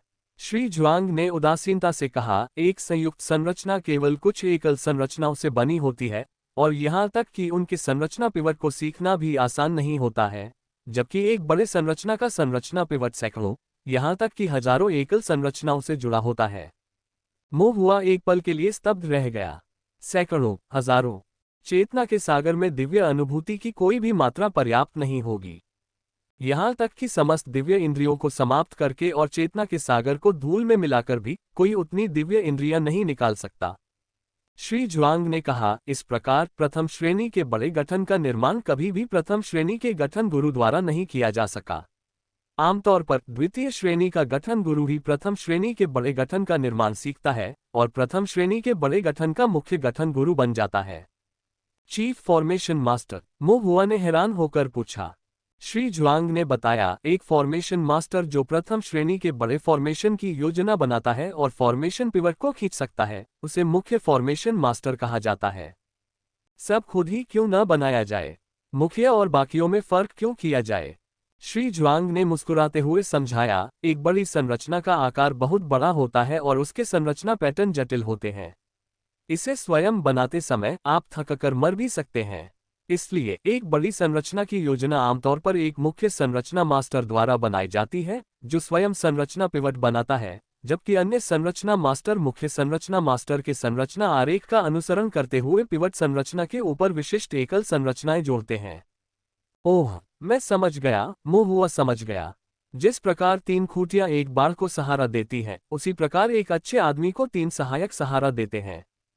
इतना विशाल होने के कारण एक बड़े प्रारूप को संभवतः एक व्यक्ति द्वारा नहीं बनाया जा सकता था। इसके लिए बड़ी संख्या में प्रारूप मास्टर्स के सहयोग और एक साथ मिलकर निर्माण की आवश्यकता होती थी। इतनी बड़ी और जटिल परियोजना किसी कुल, संप्रदाय और यहाँ तक कि पूरे शहर या क्षेत्र के लिए अत्यंत महत्वपूर्ण होती है। इसमें कोई आश्चर्य नहीं कि कई फॉर्मेशन मास्टर्स जीवन भर के लक्ष्य के रूप में बड़े फॉर्मेशन का पीछा करते हैं। अचानक मोहुआ को एक महत्वपूर्ण प्रश्न सूझा, एक बड़ी संरचना बनाने में काफी स्पिरिट स्टोन्स खर्च होने चाहिए, है ना? कुछ देर सोचने के बाद श्री ज्वांग ने जवाब दिया, हालांकि हम एक बड़े संगठन की बात कर रहे हैं, लेकिन उनके पैमाने अलग अलग होते हैं। छोटे आकार के संगठनों के लिए उतने लोगों की जरूरत नहीं होती। मोहुआ ने डरते हुए पूछा, छोटे पैमाने के लिए कितने स्पिरिट स्टोन होंगे? श्री ज्वांग के चेहरे पर खुशी झलक रही थी और वे हंस पड़े। क्या तुम्हें कोई आध्यात्मिक खदान नहीं मिली? अगर तुम वहां से सारे स्पिरिट स्टोन्स इस्तेमाल कर लो तो शायद तुम एक छोटे पैमाने का बड़ा फॉर्मेशन बना सकोगे। यह मानते हुए कि फॉर्मेशन मास्टर्स, कारीगर और आर्टिफैक्ट रिफाइनर कोई मेहनताना नहीं लेते और बड़े फॉर्मेशन को सक्रिय करने के लिए जरूरी स्पिरिट स्टोन्स को छोड़ देते हैं। मोहुआ हक्का बक्का रह गया। एक संपूर्ण आध्यात्मिक खदान, वे सभी आत्मा पत्थर एक छोटे पैमाने के बड़े गठन के लिए पर्याप्त। यदि आप बड़े गठन को सक्रिय करने के लिए आवश्यक मजदूरी और आत्मा पत्थरों को शामिल करते हैं तो ये लगभग पर्याप्त नहीं होगा। आखिरकार प्रथम श्रेणी के बड़े फॉर्मेशन के निर्माण की योजना बनाने और उसका नेतृत्व करने के लिए आमतौर पर द्वितीय श्रेणी के फॉर्मेशन मास्टर की आवश्यकता होती है और वे निश्चित रूप से सस्ते नहीं होते। उन सभी आत्मा पत्थरों के बारे में सोचते हुए मोहुआ अपनी सांस रोक नहीं सका। प्रथम श्रेणी की बड़ी संरचना बनाने के लिए गहरे भंडार की आवश्यकता होगी। इसमें कोई आश्चर्य नहीं कि उसने टोंगशियान शहर में कभी बड़ी संरचना नहीं देखी थी। मोहुआ ने पूरी तरह से हार मान ली, क्योंकि उसे पता था कि भले ही वह एक बड़ी संरचना बना ले, लेकिन उसके निर्माण के लिए उसके पास पर्याप्त मात्रा में स्पिरिट स्टोन नहीं होंगे। हालांकि मोहुआ अभी भी जिज्ञासु था, क्या एक प्रथम श्रेणी का फॉर्मेशन मास्टर वास्तव में एक प्रथम श्रेणी के बड़े फॉर्मेशन के लिए मुख्य फॉर्मेशन मास्टर के रूप में कार्य नहीं कर सकता है? श्री ज्वांग ने उत्तर दिया, आमतौर पर यही बात है। और अगर यह सामान्य नहीं है?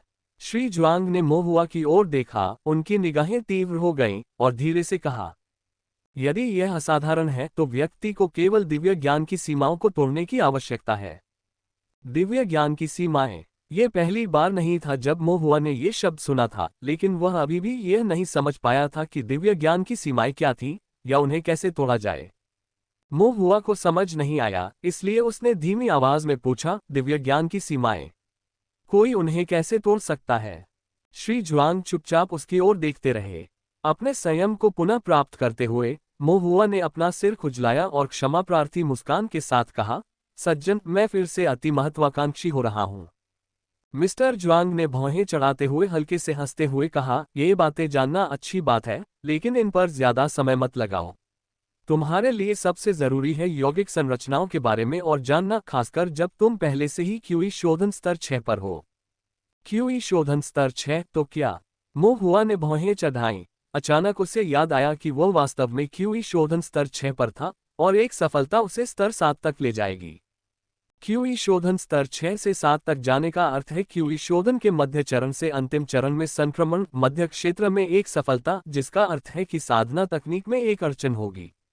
वह जिस साधना तकनीक का अभ्यास कर रहे थे वह स्वर्ग ज्ञान जुए थी, जो रहस्य संरचना में बाधाओं का सामना करती है। अगर वह इन रहस्यमय संरचनाओं को हल नहीं कर पाता तो वह अगले लोक में प्रवेश नहीं कर पाता। फिर उसे किसी और चीज के बारे में सोचने की जरूरत ही नहीं थी, वह जीवन भर सिर्फ ची शोधन स्तर 6 का साधक ही रह सकता था। मोहुआ के दिल में एक ठंडक दौड़ गई। वास्तव में सबसे जरूरी बात थी संरचनाओं के बारे में और अधिक जानना, उनका अभ्यास करना, उनका उपयोग करना और स्वर्ग यान जुए की रहस्यमय संरचनाओं को अनलॉक करने का तरीका खोजना। अन्यथा साधना में वृद्धि के बिना बाकी सब कुछ सिर्फ खोखली बातें थीं। श्री जुआंग को विदाई देने के बाद मो हुआ ने संरचनाओं में अपने अध्ययन के पाठ्यक्रम की योजना बनाना शुरू कर दिया।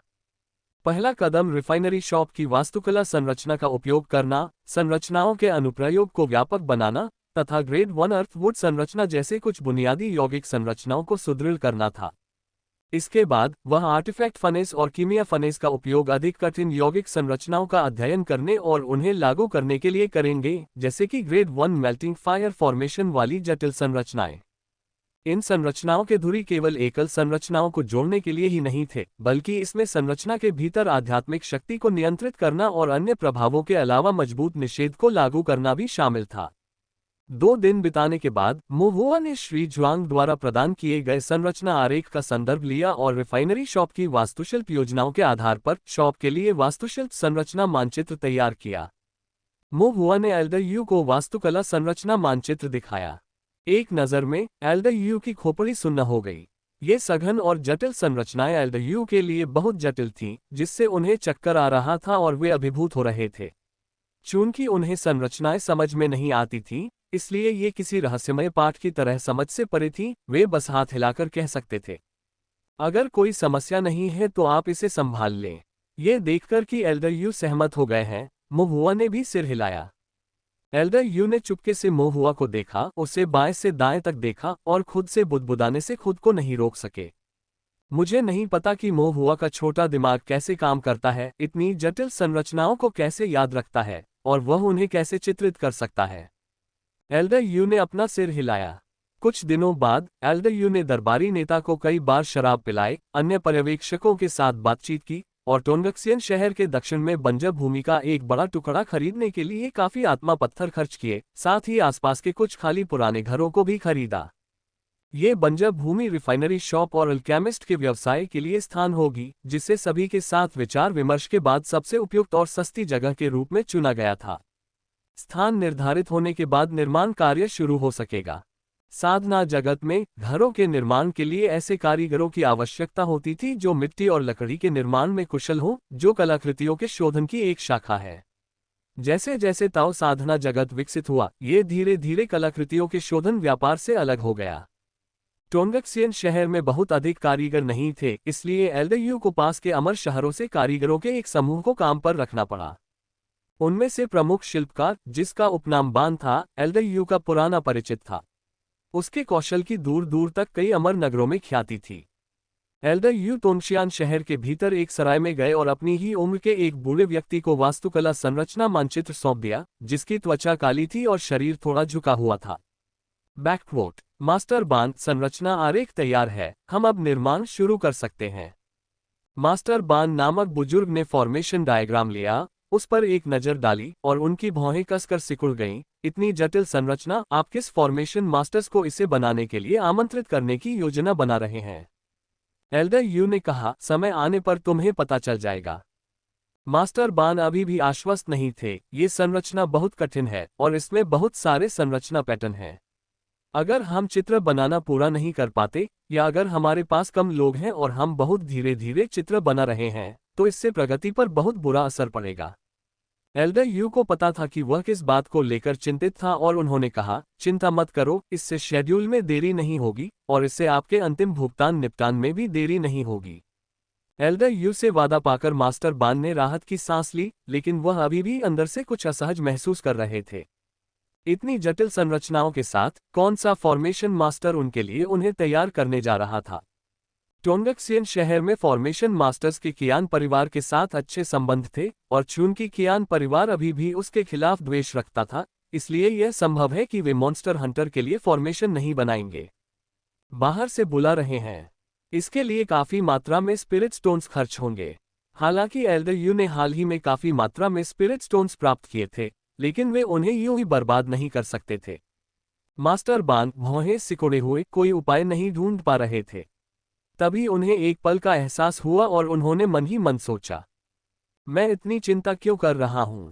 जब तक वह स्पिरिट स्टोन्स का भुगतान समय पर कर देता है, बस यही मायने रखता है। आखिर इन दिनों एक कारीगर होना और बिना स्पिरिट स्टोन्स के समय पर हिसाब किताब चुकता कर लेना ही काफी माना जाता था। उसके अधीन कारीगरों की एक पूरी टीम भी थी जिन्हें खाने की जरूरत थी। इस विचार से वह एल्डर यू से ईर्ष्या करने लगा। ऐसा कहा जाता है कि दानव शिकारियों का नेतृत्व कर रहे एल्डर यू ने कियान परिवार के जबड़े से एक आध्यात्मिक खदान छीन ली थी, जैसे कि बाघ के मुंह से भोजन छीनना। कियान परिवार हमेशा से ही दूसरों से छीनता आया है, और यह पहली बार था जब किसी ने उनसे छीना था, और वह भी कोई चीज नहीं बल्कि एक पूरी आध्यात्मिक खदान जो वास्तव में कुछ खास थी। मास्टर बान को यह विचार सुनकर आश्चर्य हुआ। एल्डर यू के साथ उनका कई वर्षों का परिचय था, और इस बार एल्डर यू को लाभ हुआ और उन्हें भी कुछ सौभाग्य प्राप्त हुआ। इतना बड़ा निर्माण कार्य उन्हें सौंपा गया था। अगर वे रिफाइनरी शॉप और अल्केमिस्ट बिजनेस समेत दोनों चरण पूरे कर लेते तो उन्हें अगले 2 साल तक अपनी रोजी रोटी की चिंता नहीं करनी पड़ती। उसके बाद कुछ छोटी मोटी नौकरियां भी उनके परिवारों का पेट भरने के लिए काफी होती। उन्हें पहले की तरह चिंतित नहीं होना पड़ेगा, परियोजनाओं की कमी के कारण परेशान नहीं होना पड़ेगा। अपने मन को कुछ हद तक शांत करते हुए मास्टर बान ने अपने प्रशिक्षुओं से काम शुरू करने का आग्रह किया तथा उन्हें याद दिलाया कि वे अपने काम में गंभीर और सतर्क रहें। चूंकि एल्डर यू ने उन्हें अवसर दिया था, इसलिए उन्हें अपना असली कौशल दिखाना था और यह सुनिश्चित करना था कि काम पूरी तरह से और सावधानीपूर्वक किया जाए। वे एल्डर यू को निराश नहीं कर सकते थे और वे दूसरों को भी उन्हें नीचा नहीं दिखाने दे सकते थे। इसके बाद रिफाइनरी शॉप का निर्माण कार्य तेजी से शुरू हुआ। एल्डर यू ने पहले ही निर्माण सामग्री खरीद ली थी, जिसे शहर के दक्षिण में बंजर भूमि पर समूहों में पहुंचाया गया था। कारीगरों ने जमीन को समतल करना, नींव रखना तथा मिट्टी और लकड़ी की विभिन्न निर्माण सामग्रियों का पूर्व प्रसंस्करण करना शुरू कर दिया। मास्टर बान इतने व्यस्त थे कि उनके पैर जमीन पर मुश्किल से पड़ते थे। इतने बड़े प्रोजेक्ट के लिए उन्हें शुरू से अंत तक हर चीज पर नजर रखनी थी, हर छोटी बड़ी बात पर ध्यान देना था। काश वो अपना ही क्लोन बना पाते। कारीगरों के अलावा कुछ मॉन्स्टर हंटर्स भी मदद के लिए आए। हालांकि वे निर्माण कार्य में शामिल नहीं थे और उनमें कौशल की कमी थी, फिर भी वे शारीरिक शोधन के अभ्यासी थे, मजबूत और हटे कट्टे थे और ईंटें पत्थर हिलाने, एल्म की लकड़ी उठाने और नींव खोदने में मदद कर सकते थे। अधिक लोगों के सहयोग से काम आसान हो जाता है, अधिक लोगों के सहयोग से निर्माण कार्य तेजी से आगे बढ़ सकता है।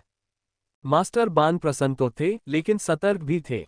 अधिक श्रमिकों के साथ चीजें आसानी से गड़बड़ हो सकती थीं और असंबद्ध लोगों का घुस आना आसान हो जाता था। इतने सालों से कारीगर होने के नाते उसने ऐसी परिस्थितियों का अनुभव किया था। कुछ लोग जिज्ञासावश या तमाशा देखने के लिए आते थे, कुछ सामान चुराने के लिए और कुछ दुर्भावना से। चूंकि एल्डर यू और कियान परिवार के बीच मतभेद थे, इसलिए कियान परिवार द्वारा किसी को बुरी नीयत से भेजना संभव था। मास्टर बान अत्यंत सतर्क हो गए। वे साइट पर आने जाने वाले काश्तकारों पर नजर रख रहे थे तथा अपरिचित चेहरों की जांच कर रहे थे। तभी उसने देखा कि एक युवा किसान नई बनी नींव के पास दुबका हुआ है, अपना छोटा सा सिर बाहर निकाले हुए उत्सुकता से किसी चीज को देख रहा है। युवा भिक्षु लगभग 10 साल का लग रहा था, साफ माथे और सुंदर चेहरे वाला, आज्ञाकारी और प्यारा लग रहा था। लेकिन जमीन पर पड़ा, मिट्टी से सना हुआ, वह काफी गंदा भी लग रहा था। ये किसका बच्चा है जो यहाँ खेलने के लिए दौड़ रहा है? मास्टर बान एक क्षण के लिए अचंभित रह गए, फिर चुपचाप युवा भिक्षु की निगाहों का पीछा करने लगे और उन्होंने पाया कि वह नीचे रखे आधारशिला पत्थर को देख रहे थे, जो कि फॉर्मेशन पेंटिंग के लिए आरक्षित था। एक बच्चा इस आधारशिला को देखकर क्या कर रहा था? मास्टर बान को कुछ समझ नहीं आया और उन्होंने भी कुछ देर नीचे झांका, लेकिन उन्हें मिट्टी और पत्थर के अलावा कुछ खास नजर नहीं आया। तभी उन्होंने बच्चे को ये कहते सुना, क्या ये मास्टर बेन है? मास्टर बान ने रुककर कहा, तुम मुझे जानते हो? मेरा नाम मोहुआ है, एल्डर यू ने मुझे यहाँ भेजा है। मोहुआ खड़ा हुआ और अपने कपड़ों से धूल झाड़ने लगा, लेकिन उसने केवल सामने वाले हिस्से को ही ब्रश किया। उसकी पीठ पर अभी भी कुछ कीचड़ के दाग थे, वह शायद कहीं गंदे स्थान पर रेंग कर गया होगा और उसकी छोटी भुजाएं वहां तक नहीं पहुंच सकी। मास्टर बान उसके पास गए, धीरे से उसकी पीठ थपथपाई, धूल झाड़ी और उत्सुकता से पूछा, एल्डर यू ने तुम्हें यहाँ किस लिए भेजा है? बड़े यू ने मुझे देखने के लिए भेजा है। क्या देखो? मोहुआ ने हंसकर कोई जवाब नहीं दिया। वह ये देखने आए थे कि संरचना में कहाँ-कहाँ चित्रकारी की जानी है, क्या योजनाबद्ध संरचना आरेख मानकों के अनुरूप है, और क्या शिल्पकारों द्वारा बनाए जा रहे कमरे संरचना के लेआउट में बाधा डालेंगे। हालांकि एलडीयू ने उसे निर्देश दिया था कि वह अपने फॉर्मेशन पेंटिंग कौशल के बारे में दूसरों को न बताए, ताकि गलत इरादे वाले लोग इसका फायदा न उठा सकें, खासकर इस डर से कि कियान परिवार परेशानी मोल ले सकता है और यह जानने पर बदला ले सकता है। ये देखकर कि मोहुआ कुछ नहीं बोल रही थी, मास्टर बान ने मोटे तौर पर अनुमान लगाया कि क्या हो रहा था। उन्होंने अनुमान लगाया कि यह बच्चे का चंचल स्वभाव था, जो यहाँ की चहल पहल देखकर चुपके से खेलने के लिए दौड़ता था, लेकिन साथ ही डांट फटकार से भी डरता था, इसलिए उसने एल्डरयू को बहाने के रूप में इस्तेमाल किया। ये स्पष्ट था कि एल्डरयू एक बच्चे से यहाँ क्या अपेक्षा कर सकते थे, लेकिन बच्चे के स्वर से ऐसा लग रहा था कि वह एल्डरयू से बहुत परिचित है, यदि रिश्तेदार नहीं तो संभवतः किसी अन्य मॉन्स्टर हंटर का बच्चा। जब तक वह कियान परिवार से नहीं था तब तक सब ठीक था।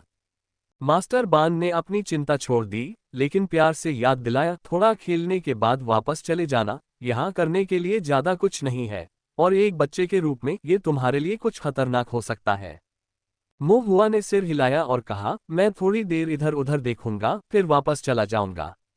मास्टर बान ने मोहुआ पर ध्यान देना बंद कर दिया, जिसके पास बहुत सारा काम था और उसमें लड़के की परवाह करने की ऊर्जा नहीं थी। इतने सारे कारीगरों और मॉन्स्टर हंटर्स के आसपास और इतनी सारी निगाहों के साथ यह असंभव था कि कोई बच्चा वास्तव में किसी खतरे का सामना करे। मास्टर बान ने अपने काम पर ध्यान केंद्रित किया और थोड़ी देर बाद उन्होंने ऊपर देखा तो पाया कि मोहुआ अभी भी वहीं था। आधी बनी दीवार पर मोहुआ अपने हाथों को पीछे की ओर बांधे हुए आराम से चल रहा था, अपने आसपास के वातावरण का निरीक्षण कर रहा था और साथ ही पैटर्न और लकड़ी और पत्थर के बारे में बड़बड़ा रहा था। कई राक्षस शिकारी आसपास मौजूद थे, लेकिन न तो उसे रोक रहे थे और न ही उस पर ज्यादा ध्यान दे रहे थे, मानो वे बच्चे की हर हरकत से परिचित हों। मास्टर बान हैरान थे, आखिर यह बच्चा क्या कर रहा था। ... और कोई उसकी देखभाल क्यों नहीं कर रहा था। क्या हो सकता है कि वह एल्डरयू का अपना पोता था। यही वजह थी कि मॉन्स्टर हंटर्स ने दखल देने की हिम्मत नहीं की। मास्टर बान ने चुपचाप अपने मन में सोचा। हुआ। मास्टर बान को नाम याद आया और उन्होंने उसे पुकारा। फोन करने के बाद ही उन्हें याद आया कि उपनाम वाला ये लड़का संभवतः एल्डरयू का पोता नहीं था। हुआ ने मास्टर बान को पुकारते हुए सुना और उनकी ओर हाथ हिलाया, फिर एक हल्की छलांग के साथ गिरते पत्तों की तरह दीवार से नीचे उतर गया। मास्टर बान आंतरिक रूप से आश्चर्यचकित थे, यह आंदोलन तकनीक कोई साधारण उपलब्धि नहीं थी। क्या तुम अभी घर नहीं जा रहे? मास्टर बान ने पूछा। मैं थोड़ी देर में वापस आ जाऊंगा। हम मास्टर बान ने सिर हिलाया, जमीन से कुछ ईंटें उठाईं और बिना ज्यादा परवाह किए उन पर बैठ गए। पूरी सुबह व्यस्त रहने के बाद यह उनके लिए बैठने और आराम करने का अच्छा समय था। हुआ ने भी उनका अनुसरण किया और एक ईंट पकड़कर मास्टर बान के बगल में जमीन पर बैठ गया। मास्टर बान, क्या आप कुछ पीना चाहेंगे? हुआ ने अपने स्टोरेज बैग से फ्रूट वाइन की एक बोतल निकाली। ज्यादा तेज तो नहीं थी, पर ताजगी भरी थी। मास्टर बान को प्यास लगी थी, लेकिन ये देखते हुए कि हुआ अभी बच्ची है, उन्होंने मना कर दिया, ये बहुत दयालुता होगी। हुआ ने कहा, मेरा परिवार एक रेस्टोरेंट चलाता है, हमारे यहाँ बहुत सारे पेय पदार्थ मिलते हैं और वे सब घर पर बने होते हैं। क्या आप भी इन्हें आजमाना चाहेंगे? ये सुनकर मास्टर बान उत्सुक हो गए, इसलिए उन्होंने एक घूंट लिया और स्वीकृति में सिर हिलाया। फलों के स्वाद से भरपूर, तालू पर कुरकुरा, प्यास बुझाने के लिए एकदम सही। ठीक है, हुआ ने खुश मुस्कान के साथ कहा। शराब उसकी मां ने बनाई थी, इसलिए बेशक स्वादिष्ट थी। हुआ ने सोचा कि मास्टर बान भी जरूर पारखी होंगे। इस मामले में एल्डरयू का स्वाद उतना परिष्कृत नहीं था। एल्डरयू को केवल तेज शराब ही पसंद थी और वे इस तरह की फलों वाली शराब की मीठी अच्छाई की कद्र नहीं कर सकते थे। हुआ ने आगे कहा, मास्टर बान, क्या आप सभी पृथ्वी काष्ठ श्रृंखला आध्यात्मिक मूल के शिल्पकार हैं? हुआ उत्सुक था, उसने अभी अभी चुपके से अपनी दिव्य इंद्रिय का प्रयोग किया था और देखा था कि इन शिल्पकारों और कारीगरों की आध्यात्मिक शक्ति मूलतः भूरे रंग की थी जिसमें हल्का नीला रंग था। ऐसा इसलिए था क्योंकि उनकी आध्यात्मिक जड़ें पृथ्वी श्रृंखला और लकड़ी श्रृंखला के मिश्रण से बनी थीं और वे पृथ्वी लकड़ी श्रृंखला साधना तकनीक का अभ्यास करते थे। रायपुर महिला ने खोजा घरेलू उपाय जो पुरुष ऊर्जा में सुधार लाता है। मिठाई से मधुमेह नहीं होता। मुख्य शत्रु से मिले। मुंह हुआ कि वाइन का आनंद लेने और अब कुछ खाली समय मिलने पर मास्टर बान ने बताया, आमतौर पर शिल्पकारों के लिए पृथ्वी काष्ठ श्रृंखला आध्यात्मिक मूल सबसे उपयुक्त है।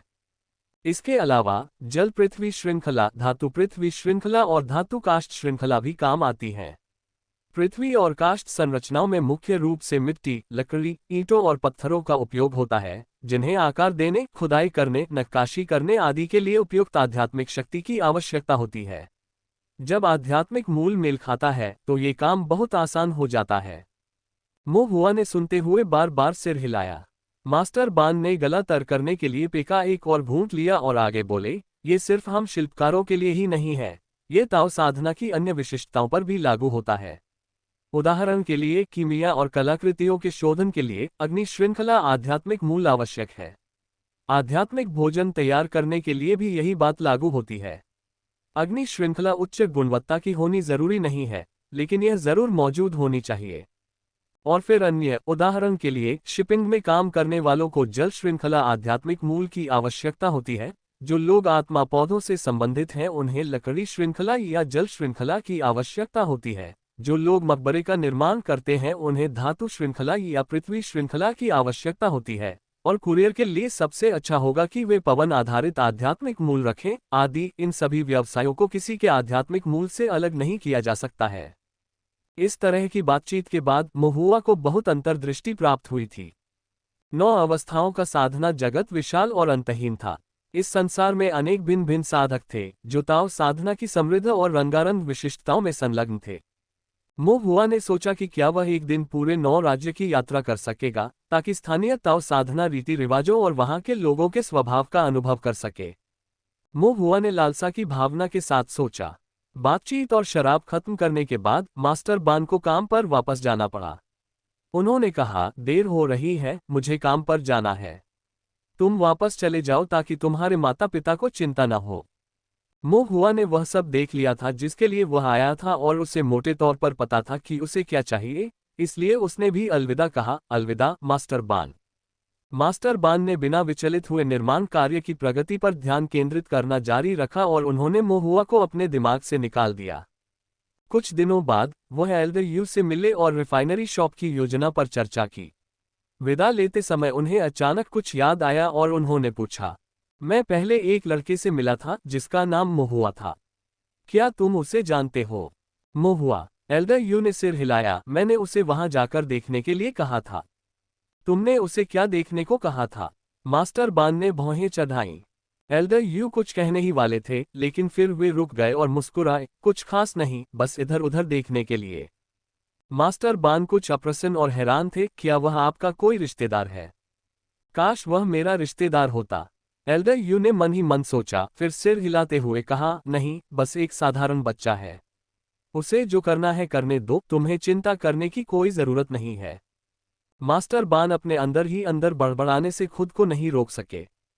उसे जो करना है करने दो। क्या सचमुच कोई साधारण बच्चा ऐसा कर सकता है? आप तो अपने पोते पोतियों के साथ भी इतने लाड़ प्यार से पेश नहीं आएंगे। मास्टर बान ने सिर हिलाया, लेकिन ये जानते हुए कि एल्डर यू विस्तार से नहीं बताना चाहते, उन्होंने आगे जोर नहीं दिया। फिलहाल उन्हें विषय छोड़ना पड़ा और रिफाइनरी शॉप का निर्माण कार्य मास्टर बान की उम्मीदों के अनुरूप आगे बढ़ रहा था। जैसे जैसे वर्ष का अंत निकट आ रहा था, रिफाइनरी शॉप को पहले पूरा करने का मतलब था कि वह स्पिरिट स्टोन्स की अदायगी जल्दी कर सकता था, जिससे उसके कारीगरों और शिष्यों को राहत मिल सकती थी और सभी लोग एक अच्छे नए साल के जश्न के लिए घर लौट सकते थे। मास्टर बान ने इसे दिल से लिया और मूल रूप से हर दिन रिफाइनरी शॉप में बिताया, अपने अधीन कारीगरों को प्रोत्साहित किया, मदद करने के लिए आए मॉन्स्टर हंटर्स को निर्देश दिए और व्यक्तिगत रूप से कुछ कार्यों का ध्यान रखा जिन्हें शिष्य अच्छी तरह से नहीं कर सकते थे। इस दौरान मास्टर बान अक्सर महुआ से भी मिलते थे। महुआ बस अपने हाथों को पीठ के पीछे करके खड़ा रहता, इधर उधर देखता, कभी कभी कुछ बुदबुदाता और कुछ लिखने के लिए कागज का एक टुकड़ा निकालता। यदि कोई अनजान हो तो कोई यह भी सोच सकता है कि वह एक छोटा सा शिल्पकार भी था। एल्डर यू के शब्दों को याद करते हुए मास्टर बान ने उसे जो चाहे करने देने का निर्णय लिया, इसलिए उसने हस्तक्षेप नहीं किया। कभी कभी महुआ उनसे कुछ सवाल पूछता और अगर मास्टर बान के पास समय होता तो वे सबके जवाब देते। धन्यवाद के तौर पर मोहुआ उनके अपने रेस्टोरेंट से शराब और मांस मंगवाता। एक बार मास्टर बान ने इसे चख लिया तो वे इसे कभी नहीं भूल पाए। कोमल किंतु चबाने योग्य, मसालेदार और जंगली स्वाद के संकेत के साथ। ऐसा नहीं है कि मास्टर बान ने पहले कभी मांस नहीं खाया था, लेकिन उन्होंने इससे पहले कभी इतना स्वादिष्ट मांस नहीं चखा था। वे आमतौर पर कड़ी मेहनत करते थे और बेतरतीब ढंग से खाना खाते थे, उन्हें अपने खाने की गुणवत्ता की कोई खास परवाह नहीं थी। लेकिन इस मांस का स्वाद वाकई अनोखा था, जिसे चाहकर भी भुलाया नहीं जा सकता था। मास्टर बान ने चुपचाप मोहुआ के भोजनालय का नाम याद कर लिया और रिफाइनरी शॉप के पूरा होने के बाद कुछ और खरीदने का इरादा किया। जब उन्होंने अपने खातों का निपटान कर लिया और कुछ स्पिरिट स्टोन अर्जित कर लिए ताकि उनके पोते पोतियों को इसका स्वाद चखने का मौका मिल सके। लगभग 1.5 महीने बाद रिफाइनरी शॉप की प्रारंभिक संरचना पूरी हो गई। इसके बाद एक फॉर्मेशन मास्टर को दीवारों पर, इमारत के अंदर और कुछ प्रमुख नींव के पत्थरों पर फॉर्मेशन पैटर्न बनाने थे। उसके बाद उसके कारीगर निर्माण कार्य जारी रखते, मिट्टी और पत्थर की परत चढ़ाकर फॉर्मेशन को सील करते और फिर कुछ अंतिम सुधार करते और पूरी रिफाइनरी शॉप का काम पूरा हो जाता। मास्टर बान कुछ चिंतित थे। अब फॉर्मेशन मास्टर के लिए फॉर्मेशनों को चित्रित करना शुरू करने का समय आ गया था, लेकिन फॉर्मेशन मास्टर कहाँ था? वह कभी कभी एल्डर यू से मामलों पर चर्चा करने के लिए मिलता था, लेकिन कई बार बातचीत के बाद भी उसे फॉर्मेशन मास्टर का कोई निशान नहीं दिखा। आमतौर पर रिफाइनरी शॉप के निर्माण की शुरुआत में फॉर्मेशन मास्टर को भूभाग और निर्माण लेआउट का सर्वेक्षण करना होगा। निर्माण प्रक्रिया के दौरान फॉर्मेशन मास्टर को नियमित रूप से दौरा भी करना होगा।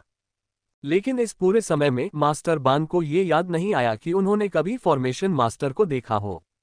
यदि फॉर्मेशन मास्टर को निर्माण लेआउट समझ में नहीं आया तो वह फॉर्मेशन को कैसे चित्रित कर सकता था? इसके अलावा उन्होंने वास्तुकला संरचना मानचित्र देखा था और यद्यपि उन्हें संरचनाओं की समझ नहीं थी, फिर भी वे एक नज़र में बता सकते थे कि इस इमारत में कई जटिल संरचनाओं का उपयोग किया गया था, जो कि कोई औसत संरचना मास्टर नहीं बना सकता था, न ही ऐसी चीज थी जिसे 1 या 2 संरचना मास्टर पूरा कर सकते थे। यदि संरचनाएं खराब ढंग से बनाई गईं, तो परियोजना पूरी नहीं हो सकेगी। इसी तरह अगर फॉर्मेशन बहुत धीरे धीरे तैयार किए जाते तो वे समय पर पूरे नहीं हो पाते। अगर ये लंबा खींचता तो इसे अनिश्चित काल के लिए स्थगित किया जा सकता था। साल के अंत तक हिसाब किताब न चुका पाना एक बहुत ही संभावित संभावना थी। यह विचार आते ही मास्टर बान की चिंता और बढ़ गई। कई बार खुद को रोकने के बाद वह एल्डर यू से मिला और अपनी चिंता को छिपा नहीं सका और बोला, एल्डर यू, इस स्तर पर हमारा काम समाप्त हो गया है, लेकिन संरचनाओं के बारे में क्या? कोई जल्दी नहीं है, एल्डर यू ने कहा। ऐसा प्रतीत नहीं हो रहा था कि उन्हें कोई जल्दी है। आप जल्दी में नहीं हैं, लेकिन मैं। मास्टर बान ने सोचा और फिर एल्डर यू से पूछा, क्या आपने एक फॉर्मेशन मास्टर को काम पर रखा है? मैंने बहुत पहले एक को काम पर रखा था। ये राहत की बात है। मास्टर बान आश्वस्त महसूस कर रहे थे, लेकिन पूछने से खुद को रोक नहीं पाए, तो फिर मैंने उन्हें क्यों नहीं देखा? एल्डर यू मुस्कुराते हुए बोले, तुमने उसे देखा है? मास्टर बान आश्चर्यचकित हो गए, मैंने उसे कहाँ देखा है? एल्डर यू ने कहा, जब कल फॉर्मेशन पेंटिंग शुरू होगी तो आप देखेंगे।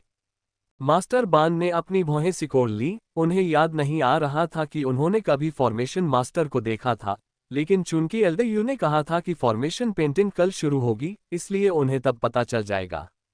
अगले दिन मास्टर बान रिफाइनरी शॉप पर जल्दी पहुंचे और इंतजार करने लगे। वह पूरी रात ठीक से सो नहीं पाया था, हमेशा चिंतित रहता था कि एल्डर यू उसे धोखा दे रहे हैं। रिफाइनरी शॉप की परियोजना बहुत बड़ी थी, और यदि कोई अप्रत्याशित घटना घटित हो जाती और वह स्पिरिट स्टोन्स को व्यवस्थित नहीं कर पाता, तो वह वास्तव में यह नहीं जान पाता कि अपने कारीगरों और शिष्यों को ये कैसे समझाए।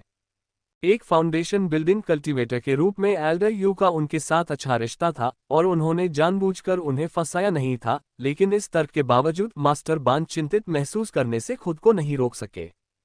चूंकि हृदय एक दूसरे से त्वचा की एक परत द्वारा अलग होते हैं, तो कौन वास्तव में निश्चित हो सकता है?